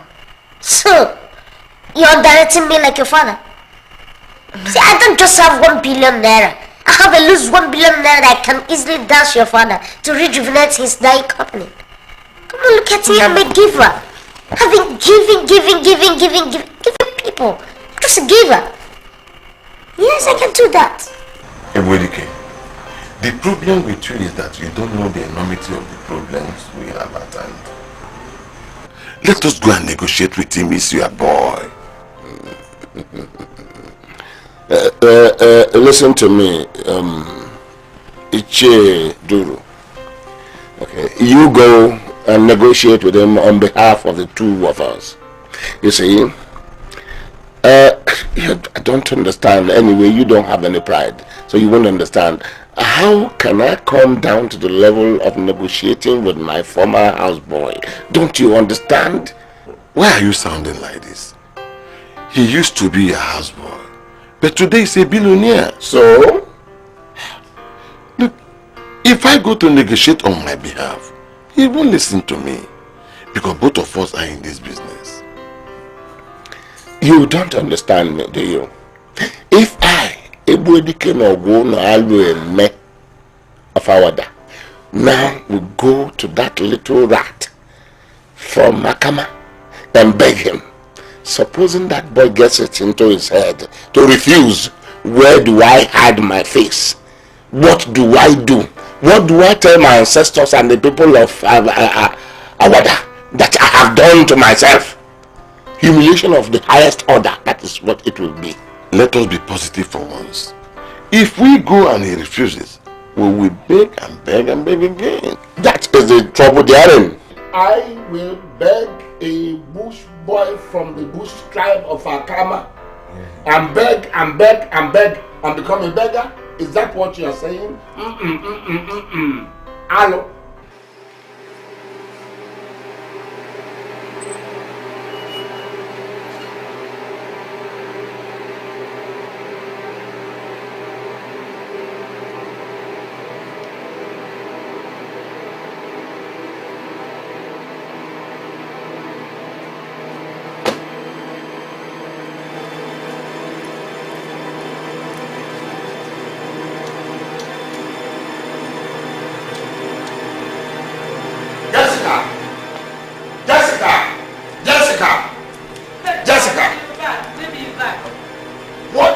This morning when I was leaving to work.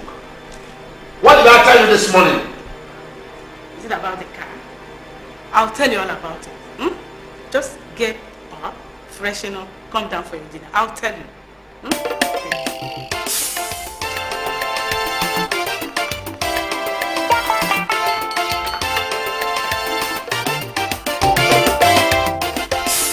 Joyce, you may not like what I'm going to say, but that is the truth. In all this number of years I have worked for Evans and Forum, this bar will remain the cheapest bar I have entered.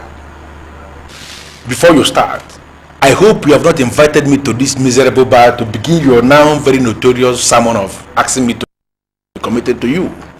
Oh, Mr. Donald, why are you always like this? Sometimes you say disgusting words that make me sick. I am sorry if that is the impression you have. But you see, Evans and Forum is a very benevolent man. And to show that state of benevolence, he has to date many girls. You calm down. I am the one arranging all these girls for him. Omna has everything. The same way I arranged you is the way I arrange others. And do you know one thing? Evans and Forum will always be solving their problems. And that is what we call rent-making. Do you know the law of rent-making? You don't know. Onye nyanye. That is, if you have been given, then you give others. We are talking about a man who has been given and who has been given to other people. The same way he has been solving your problem, that is how he has been solving other people's problems. Onye nyanye, anenye all over the place. It is going to amount to great wickedness on your part to expect Evans and Forum to crucify himself on your cross. Just get him to marry me. I don't care if it's into women. I'm not bothered. Just anything. Just get him to marry me. Your request is unheard of. That I should go and get Evans and Forum to marry you. That is unheard of. If you want Evans and Forum to marry you, then you come up with manners. And what could that be? No, you have to invent manners trying to outdo all these girls. So that this man will begin to think about you as a person. Okay?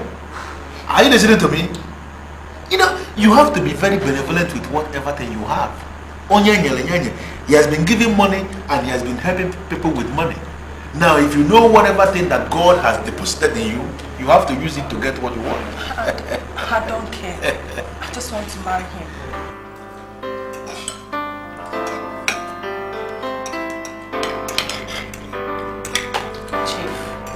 Yes. What I'm about telling you now might not be too palatable to you, but I would like you to take it in good faith. Why are you going round and round? I'm asking you, who owns the car that is parked in my compound? Huh? Mary told me he just asked for her hand in marriage.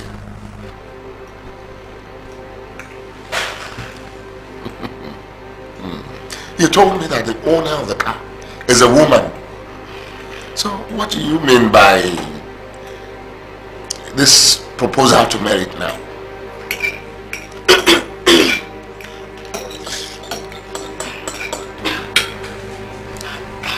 The owner of the car is not a woman, it's a man. He just proposed to marry your daughter.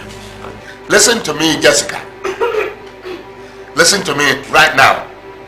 If you don't tell me who owns that car, you will regret ever knowing me in this life. I swear. Jessica, who owns the car?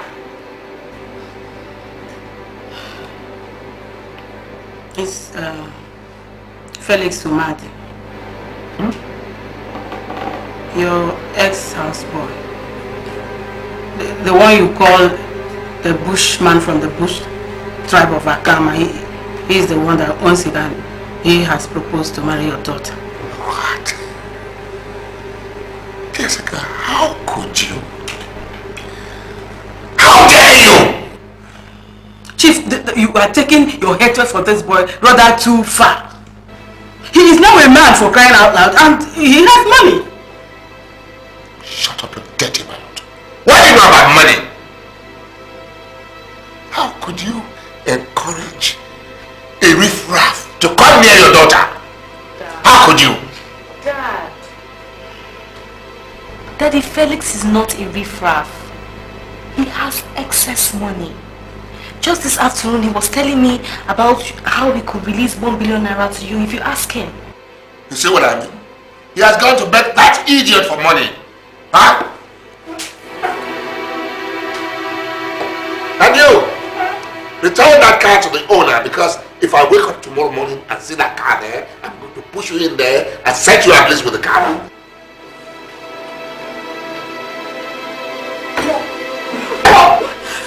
Just that, okay? Just talk to him. I must marry Felix.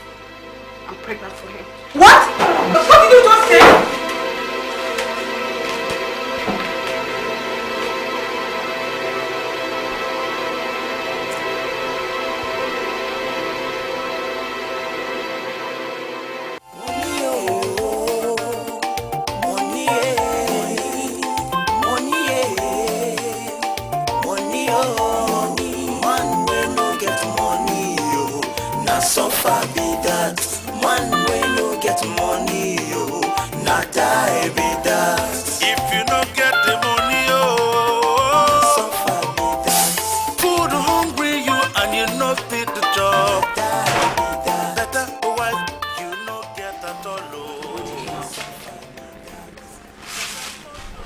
Please, I want you to listen to your wife.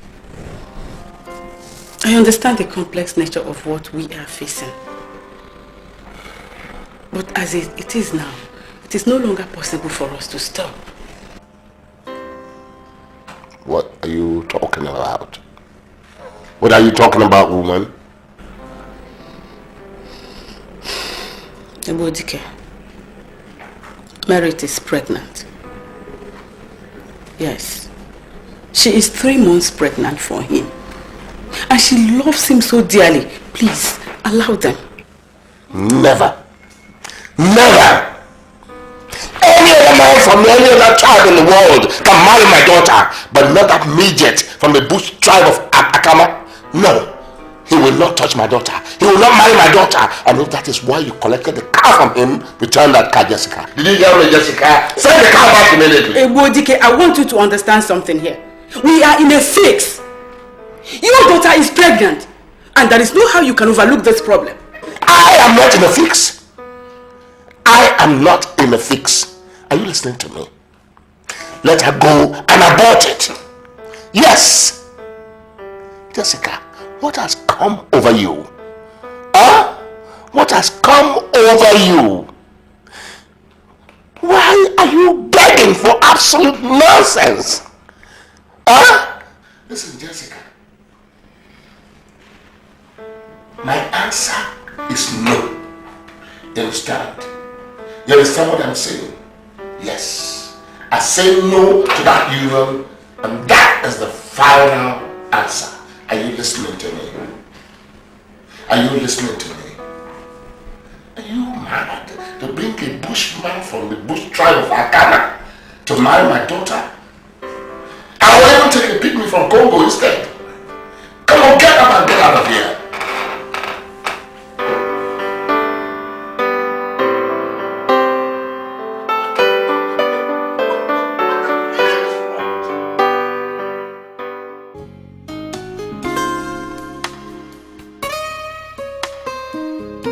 I said, if Chief Okalibe refuses to allow me marry his daughter, what do you suggest?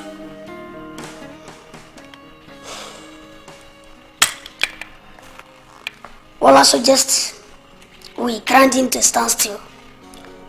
That man is too pompous.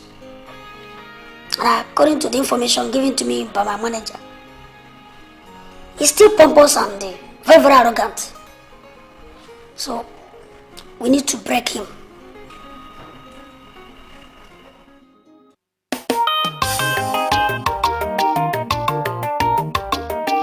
My problem is becoming more complicated by the day, and I wonder why everything is like this. How do I explain this? A bushman from the bush tribe of Akana has put my daughter in the family way, and Icheduru, who should align with me to deal with the riffraff, is even asking me to go and beg. Nah. No. I will never beg, and there's no way I will even sit to negotiate with a houseboy. What's a houseboy? Always a houseboy.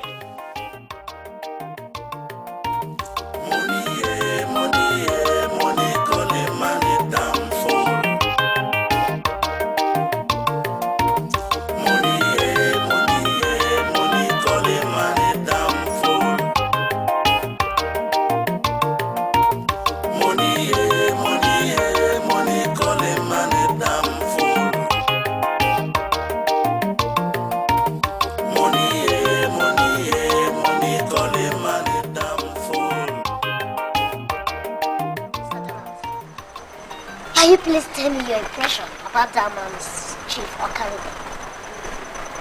To be very sincere with you, I don't know that man very well.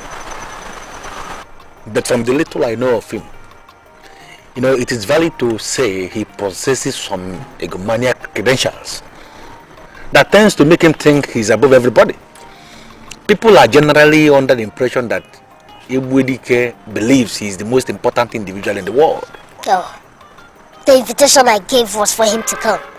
I wanted that man to appear before me, but he refused to come. So did he give any reason why he refused to honor the invitation? Icheduru told me that he refused to come just because he said he cannot sit in a round table with me. That I came from the bush tribe of Akama. I'm a bush boy. So he cannot come. He refused to come.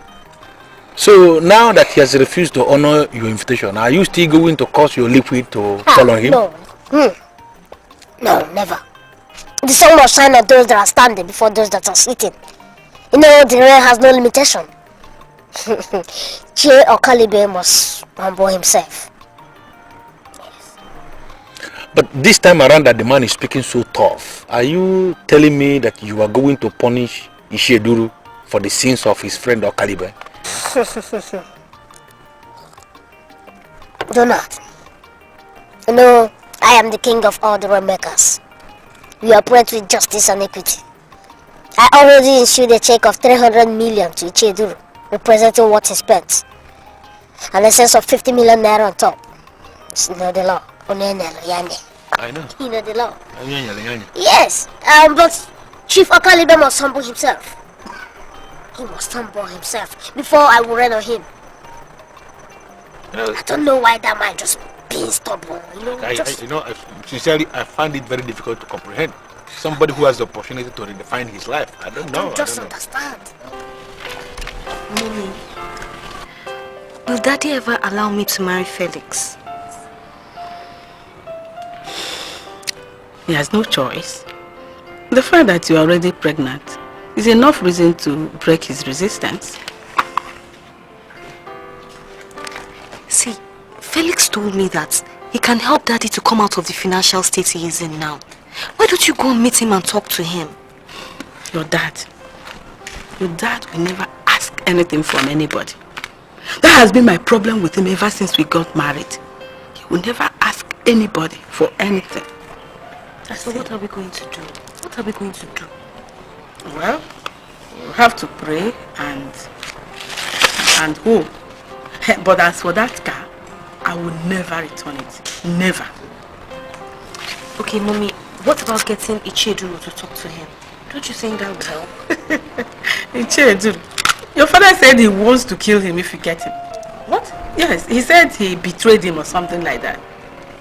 Your father is such a difficult man. He is.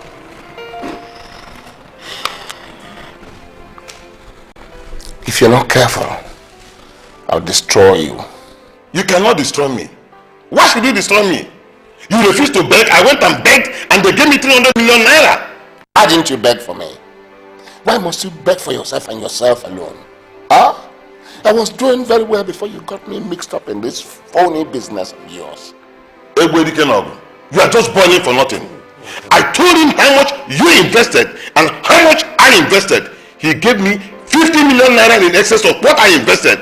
He insisted that you must appear before him. Is that what you said? Exactly. That I must appear before him. This is crazy. I mean, a former houseboy of mine giving me conditions. You are still living in the past. That young man is a billionaire. He promised to help me in future if I find myself in a business fix. Anyway, you are a beggar from a family of beggars. Don't insult me, please. No insult meant. If you did not come to beg me, I wouldn't have invested my 300 million. Now that it has reached a level of begging, which is your profession, which is your specialty, that's the area that you excel in, begging, you know, you can go back and beg. As for me, I will not come down to the level of begging. Even if I do, it won't be a former houseboy of mine. No, well, that's impossible. Well, since you refused to beg, I begged, he obliged me. Please leave me alone. I think you are still living in fool's paradise. Leave me alone and stop threatening me. I will continue to threaten you because you are a professional beggar.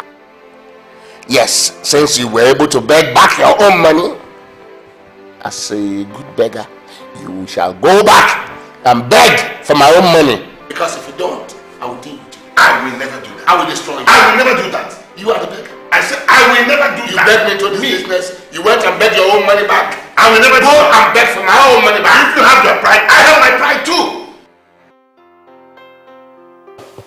Donald, I called you here to show my appreciation for all your assistance. Without you, all this couldn't have been possible, and I'm ever grateful because it's raining on me now. Chinedu, you don't have to bother yourself. You know, you are an elder who believes in the young. You like to associate with the young. Because you believe so much that money now dwells with the young, and that is the reason why you associate with the young. But you know, we so much believe in this doctrine of distribution and spread out. Once you are given, then you give others. That is what is called remaking. Everywhere. I believe in that doctrine. That's why I've been going around circulating, allowing the rain, millionaires. But Chinedu, could you deduce any reason why your friend has failed to humble himself before the rainmakers? Listen, that man understands Igbo and English. I would have loved you to ask him that question. But in order to put the record straight, he's such a selfish man who believes in his own ideology. And if his own ideology does not tally with yours, he will not do anything with you. Chinedu, can you get your friend to understand that the issue here is no longer the issue of ideology? We have gone beyond ideology. We are not talking of liquid cash. That is what your friend seems not to understand. Listen to me. The king of the rainmakers himself, that is Felix Umar, the one he refers to as his ex-husband, told me in confidence that if your friend is willing to humble himself, that is going to give him 1 billion naira to revive his business that is almost comatose. Can't you just get him to humble himself? That is all they are asking. Listen, Donald, I'm not ready to join issues with that man anymore. Oh, forget him. Can you imagine that man threatening my life? Saying that I betrayed him. He forgot I can kill him in a twinkling of an eye. I have the rain falling on me. Serious rain? That man. Maybe in future you can go and talk to him, but as for me, I have closed that chapter. No, surely we have to make our time. You have to make our time and talk to your friend because he must have to join the crew. Mary, I sincerely don't understand why your father is this difficult. He wants me to come and beg him? No, that is unacceptable. I cannot beg him. When I won the contract, I didn't even know he had any link with it. I can even transfer the contract to him with all the benefits. But he must humble himself. Let the man come down and humble himself. So what happens if he refuses to listen? And that depends on you. Because you're carrying my baby. You're carrying my child. That means you're my wife. You can as well decide to live here with me and your father cannot do anything. Yes. People will hate me if I do that. Why don't you just use your powers to subdue him? You know we cannot get married without his consent and blessings. You know that. Why can't he humble himself? I understand, but perhaps we just have to accept him the way he is. Just do something, okay? Do something. You're really gonna go on our. I greet you one more time. I'm standing on my feet because I know we have come to negotiate with a man who is generally accepted to be a strong man.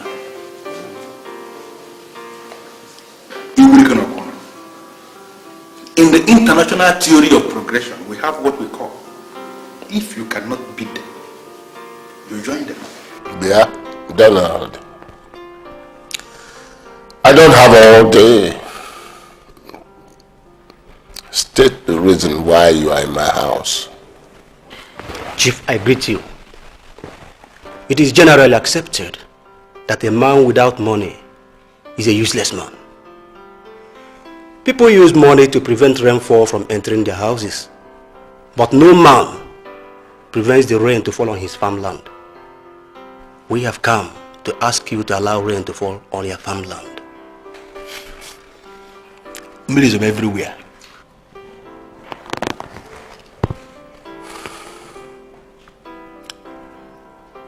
I can see that the two of you have come to practice your riddles here. I tell you honestly, I don't have time for jokes.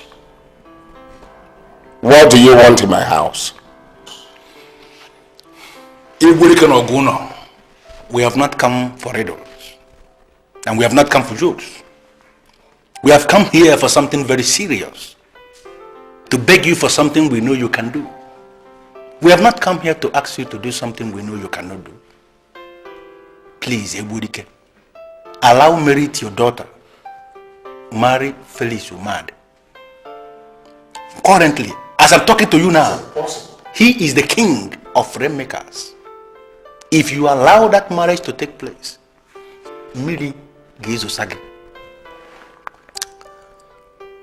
I hope you are aware that the young man you're talking about was once a servant in this house. How do you think that can be possible? Chief, it is possible. It is just that you have not approved of it. Approve of it today, and it can start happening tomorrow. Media videos are everywhere, all over the place. Impossible. Impossible. And if you went to a native doctor and put charm in your mouth before you came here, please go back to your source and tell them that I disagree. A bushman from Akama cannot come here now and marry a princess from Awada. It's impossible. I want to stand on my feet one more time to address this issue, because it seems you are not getting what we are saying.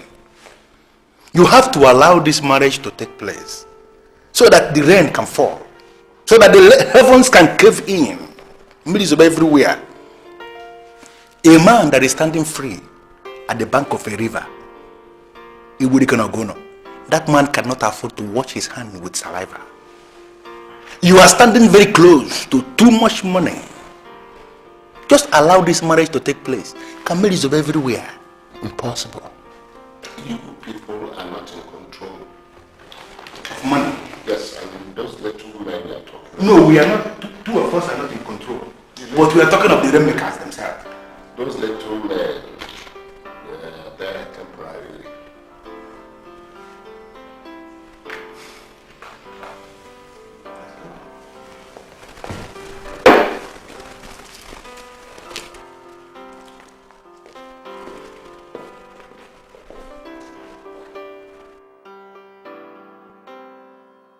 Merit.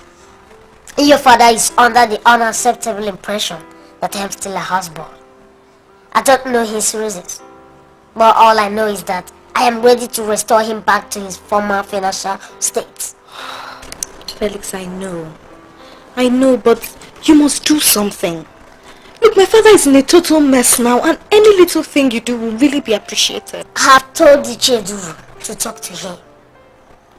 Okay, and I have made a standing promise that if your father agreed to humble himself, I will give you 1 billion naira. Felix, are you sure about this? Oh, come on. Very, very sure. Like all my promises, I am 100% committed to it. The law of remaking says, and I have been giving. And I'm ready to give your father as well.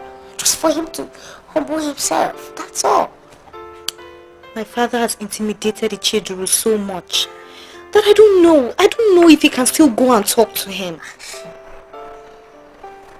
Icheduru has made himself a reliable partner, and I went heavily on him. Now he's back on his feet. He cannot afford to slack from fulfilling his promise that he must talk to your father. And I know he must do that. Certain. He must talk to your father. Are you sure about this? I am very, very sure. Just let your father calm down. Let him bring himself down.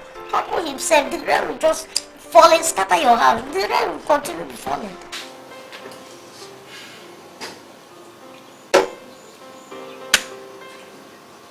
Chief, everybody can go now.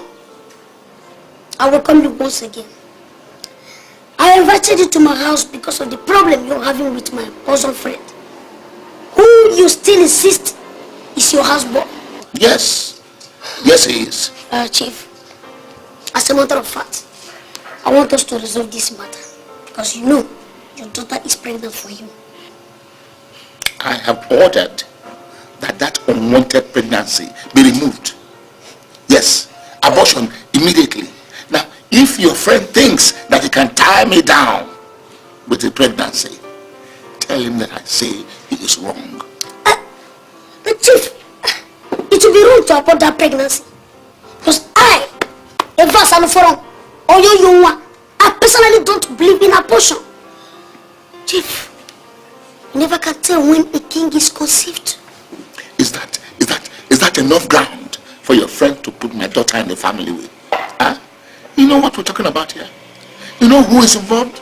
The princess. The princess of our kingdom. I know. But Chief, I want you to look into the big picture. That person you call your house Paul, that person you call riffraff, has the capacity, the capability to rejuvenate your own business.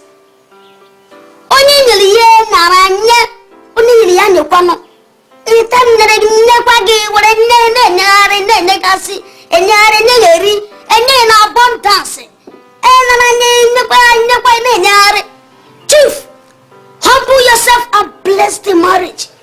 Chief,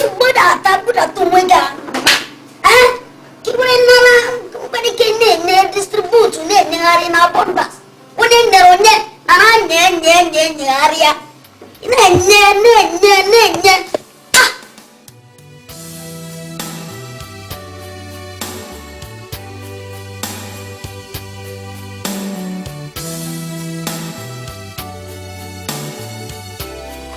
Ichedu, I support any move you are making to get him citizens.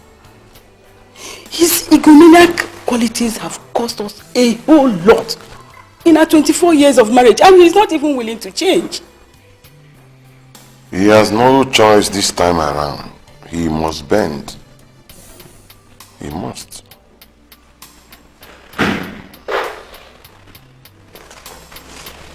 Chief, you're welcome. How are you? I'm fine. Excuse me.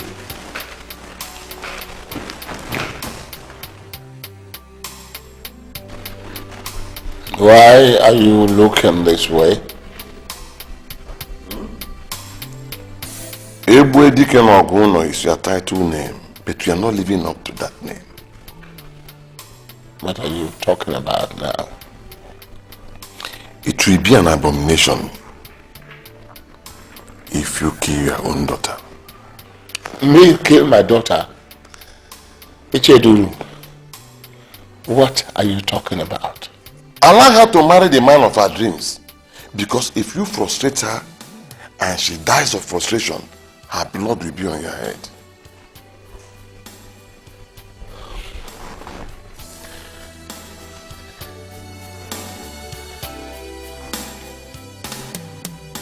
You are interpreting this matter in a different way now, and I don't like that.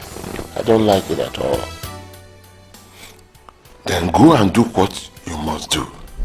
Because the rain that is going to rain on you, I mean this particular rain, you have never seen it before. Why are you people, why are they describing money as rain? You have also joined them. This rain. If it rains too much, it will cause flood. And when it causes flood, what happens? It carries you away. That's what it does. We are talking about liquid cash. It's running on me. You can see it. Serious rain. This is the rain. Serious rain. Millions. I greet you, gentlemen.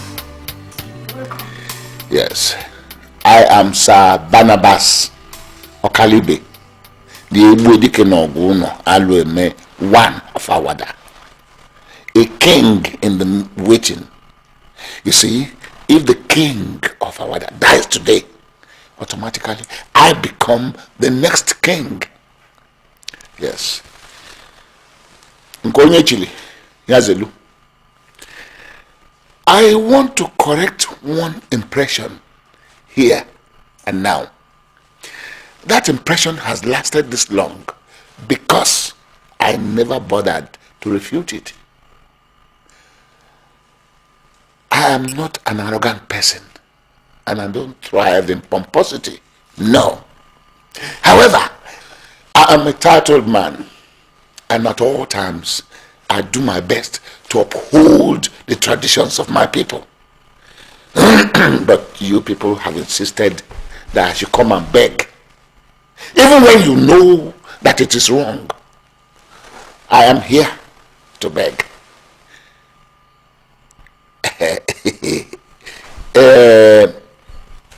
I hear that you people have been raining naira, money on people. It has been so dry, very, very dry. So I want some wetness.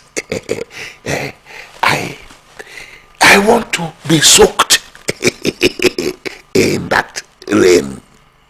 I want to be soaked.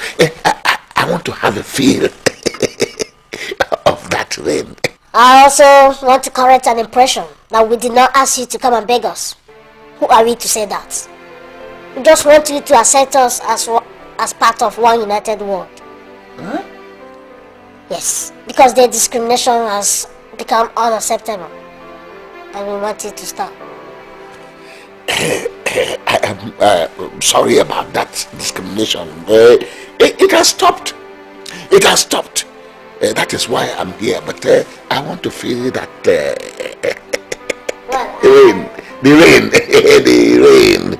Well, I made a promise to your daughter that I will give you 1 billion naira. I am so much committed to that promise that I must give you a check of 1 billion naira today. My capacity has advanced. Yes. In addition to what he said, I am giving you 500 million naira. In appreciation for your long-awaited humility. To cushion the dryness, eh?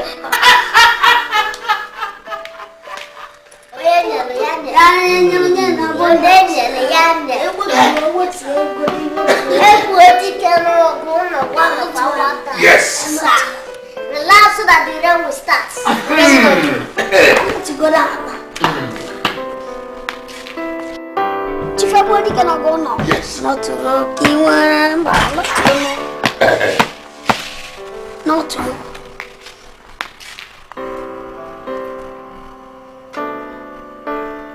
Married.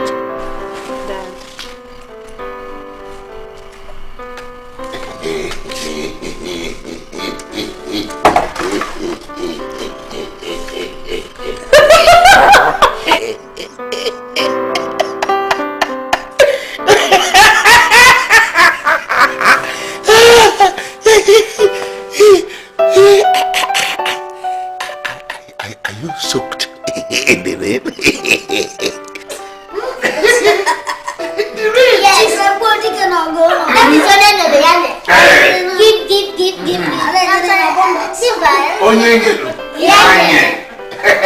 Feel it. Welcome to my palace once again. Welcome, sir.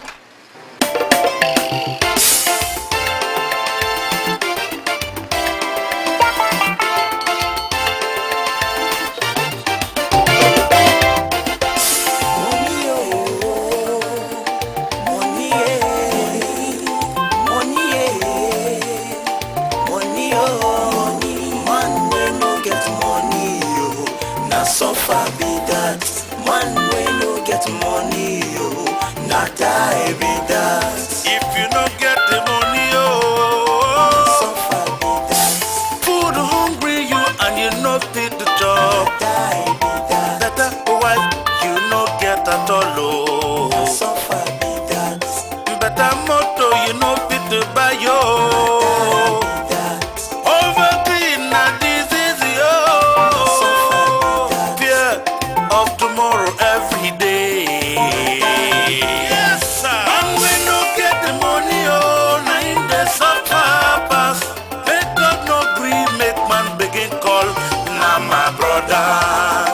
Because of money, now my brother. Because of ego, no call monkey auntie. Because of goodie, no call be uncle. Yes, sir.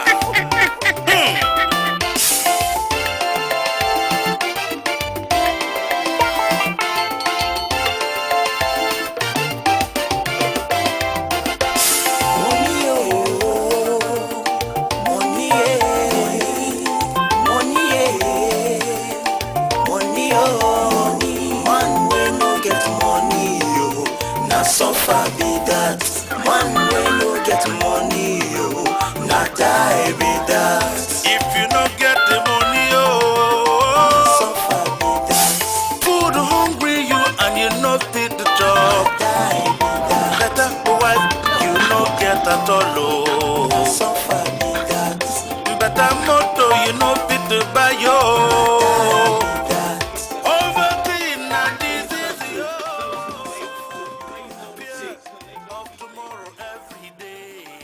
Yeah, hello. Mr. Clark. Yeah, Mr. Clark, today is my wedding day. No, tell him he's supposed to do that. Yeah, you pass speaking to him, okay? Of course, let him know that onion and yen. Exactly. And then you're in our bond dance. Yeah, he said onion. You understand? That's the law. Oh, that is it. Okay. All right, take care of yourself.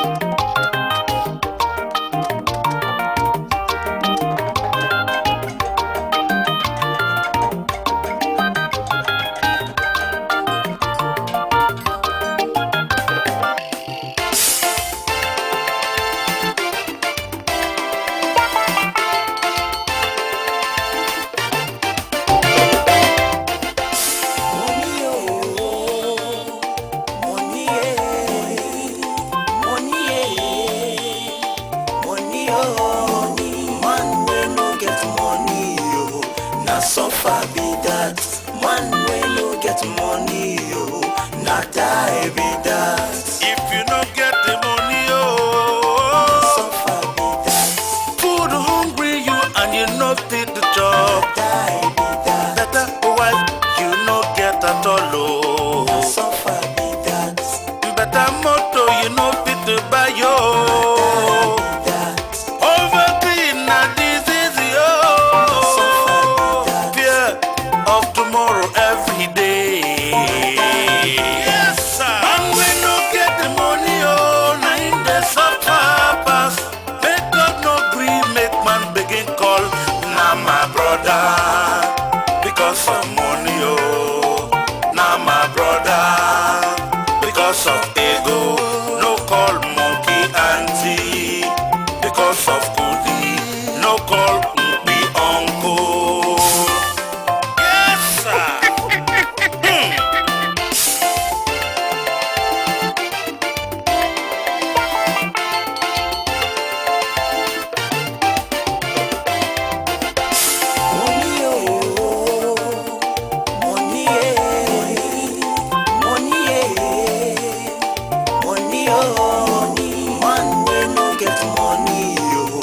Suffer be that. Man when no get money, yo, na die be that. If you no get the money, suffer be that. Food hungry you and you no fit the job. Die be that. Better wife you no get at all, suffer be that. Better motor you no fit to buy, yo. Overclean na disease, yo. Fear of tomorrow every day.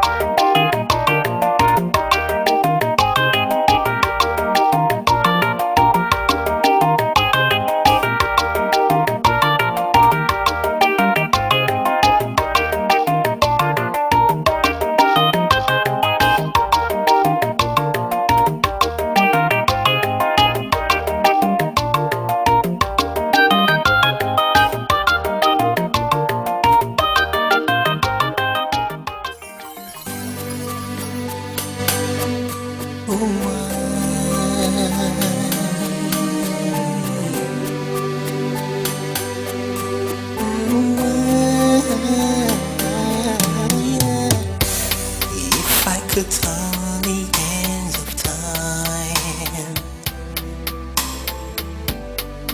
I'll go anti-clockwise.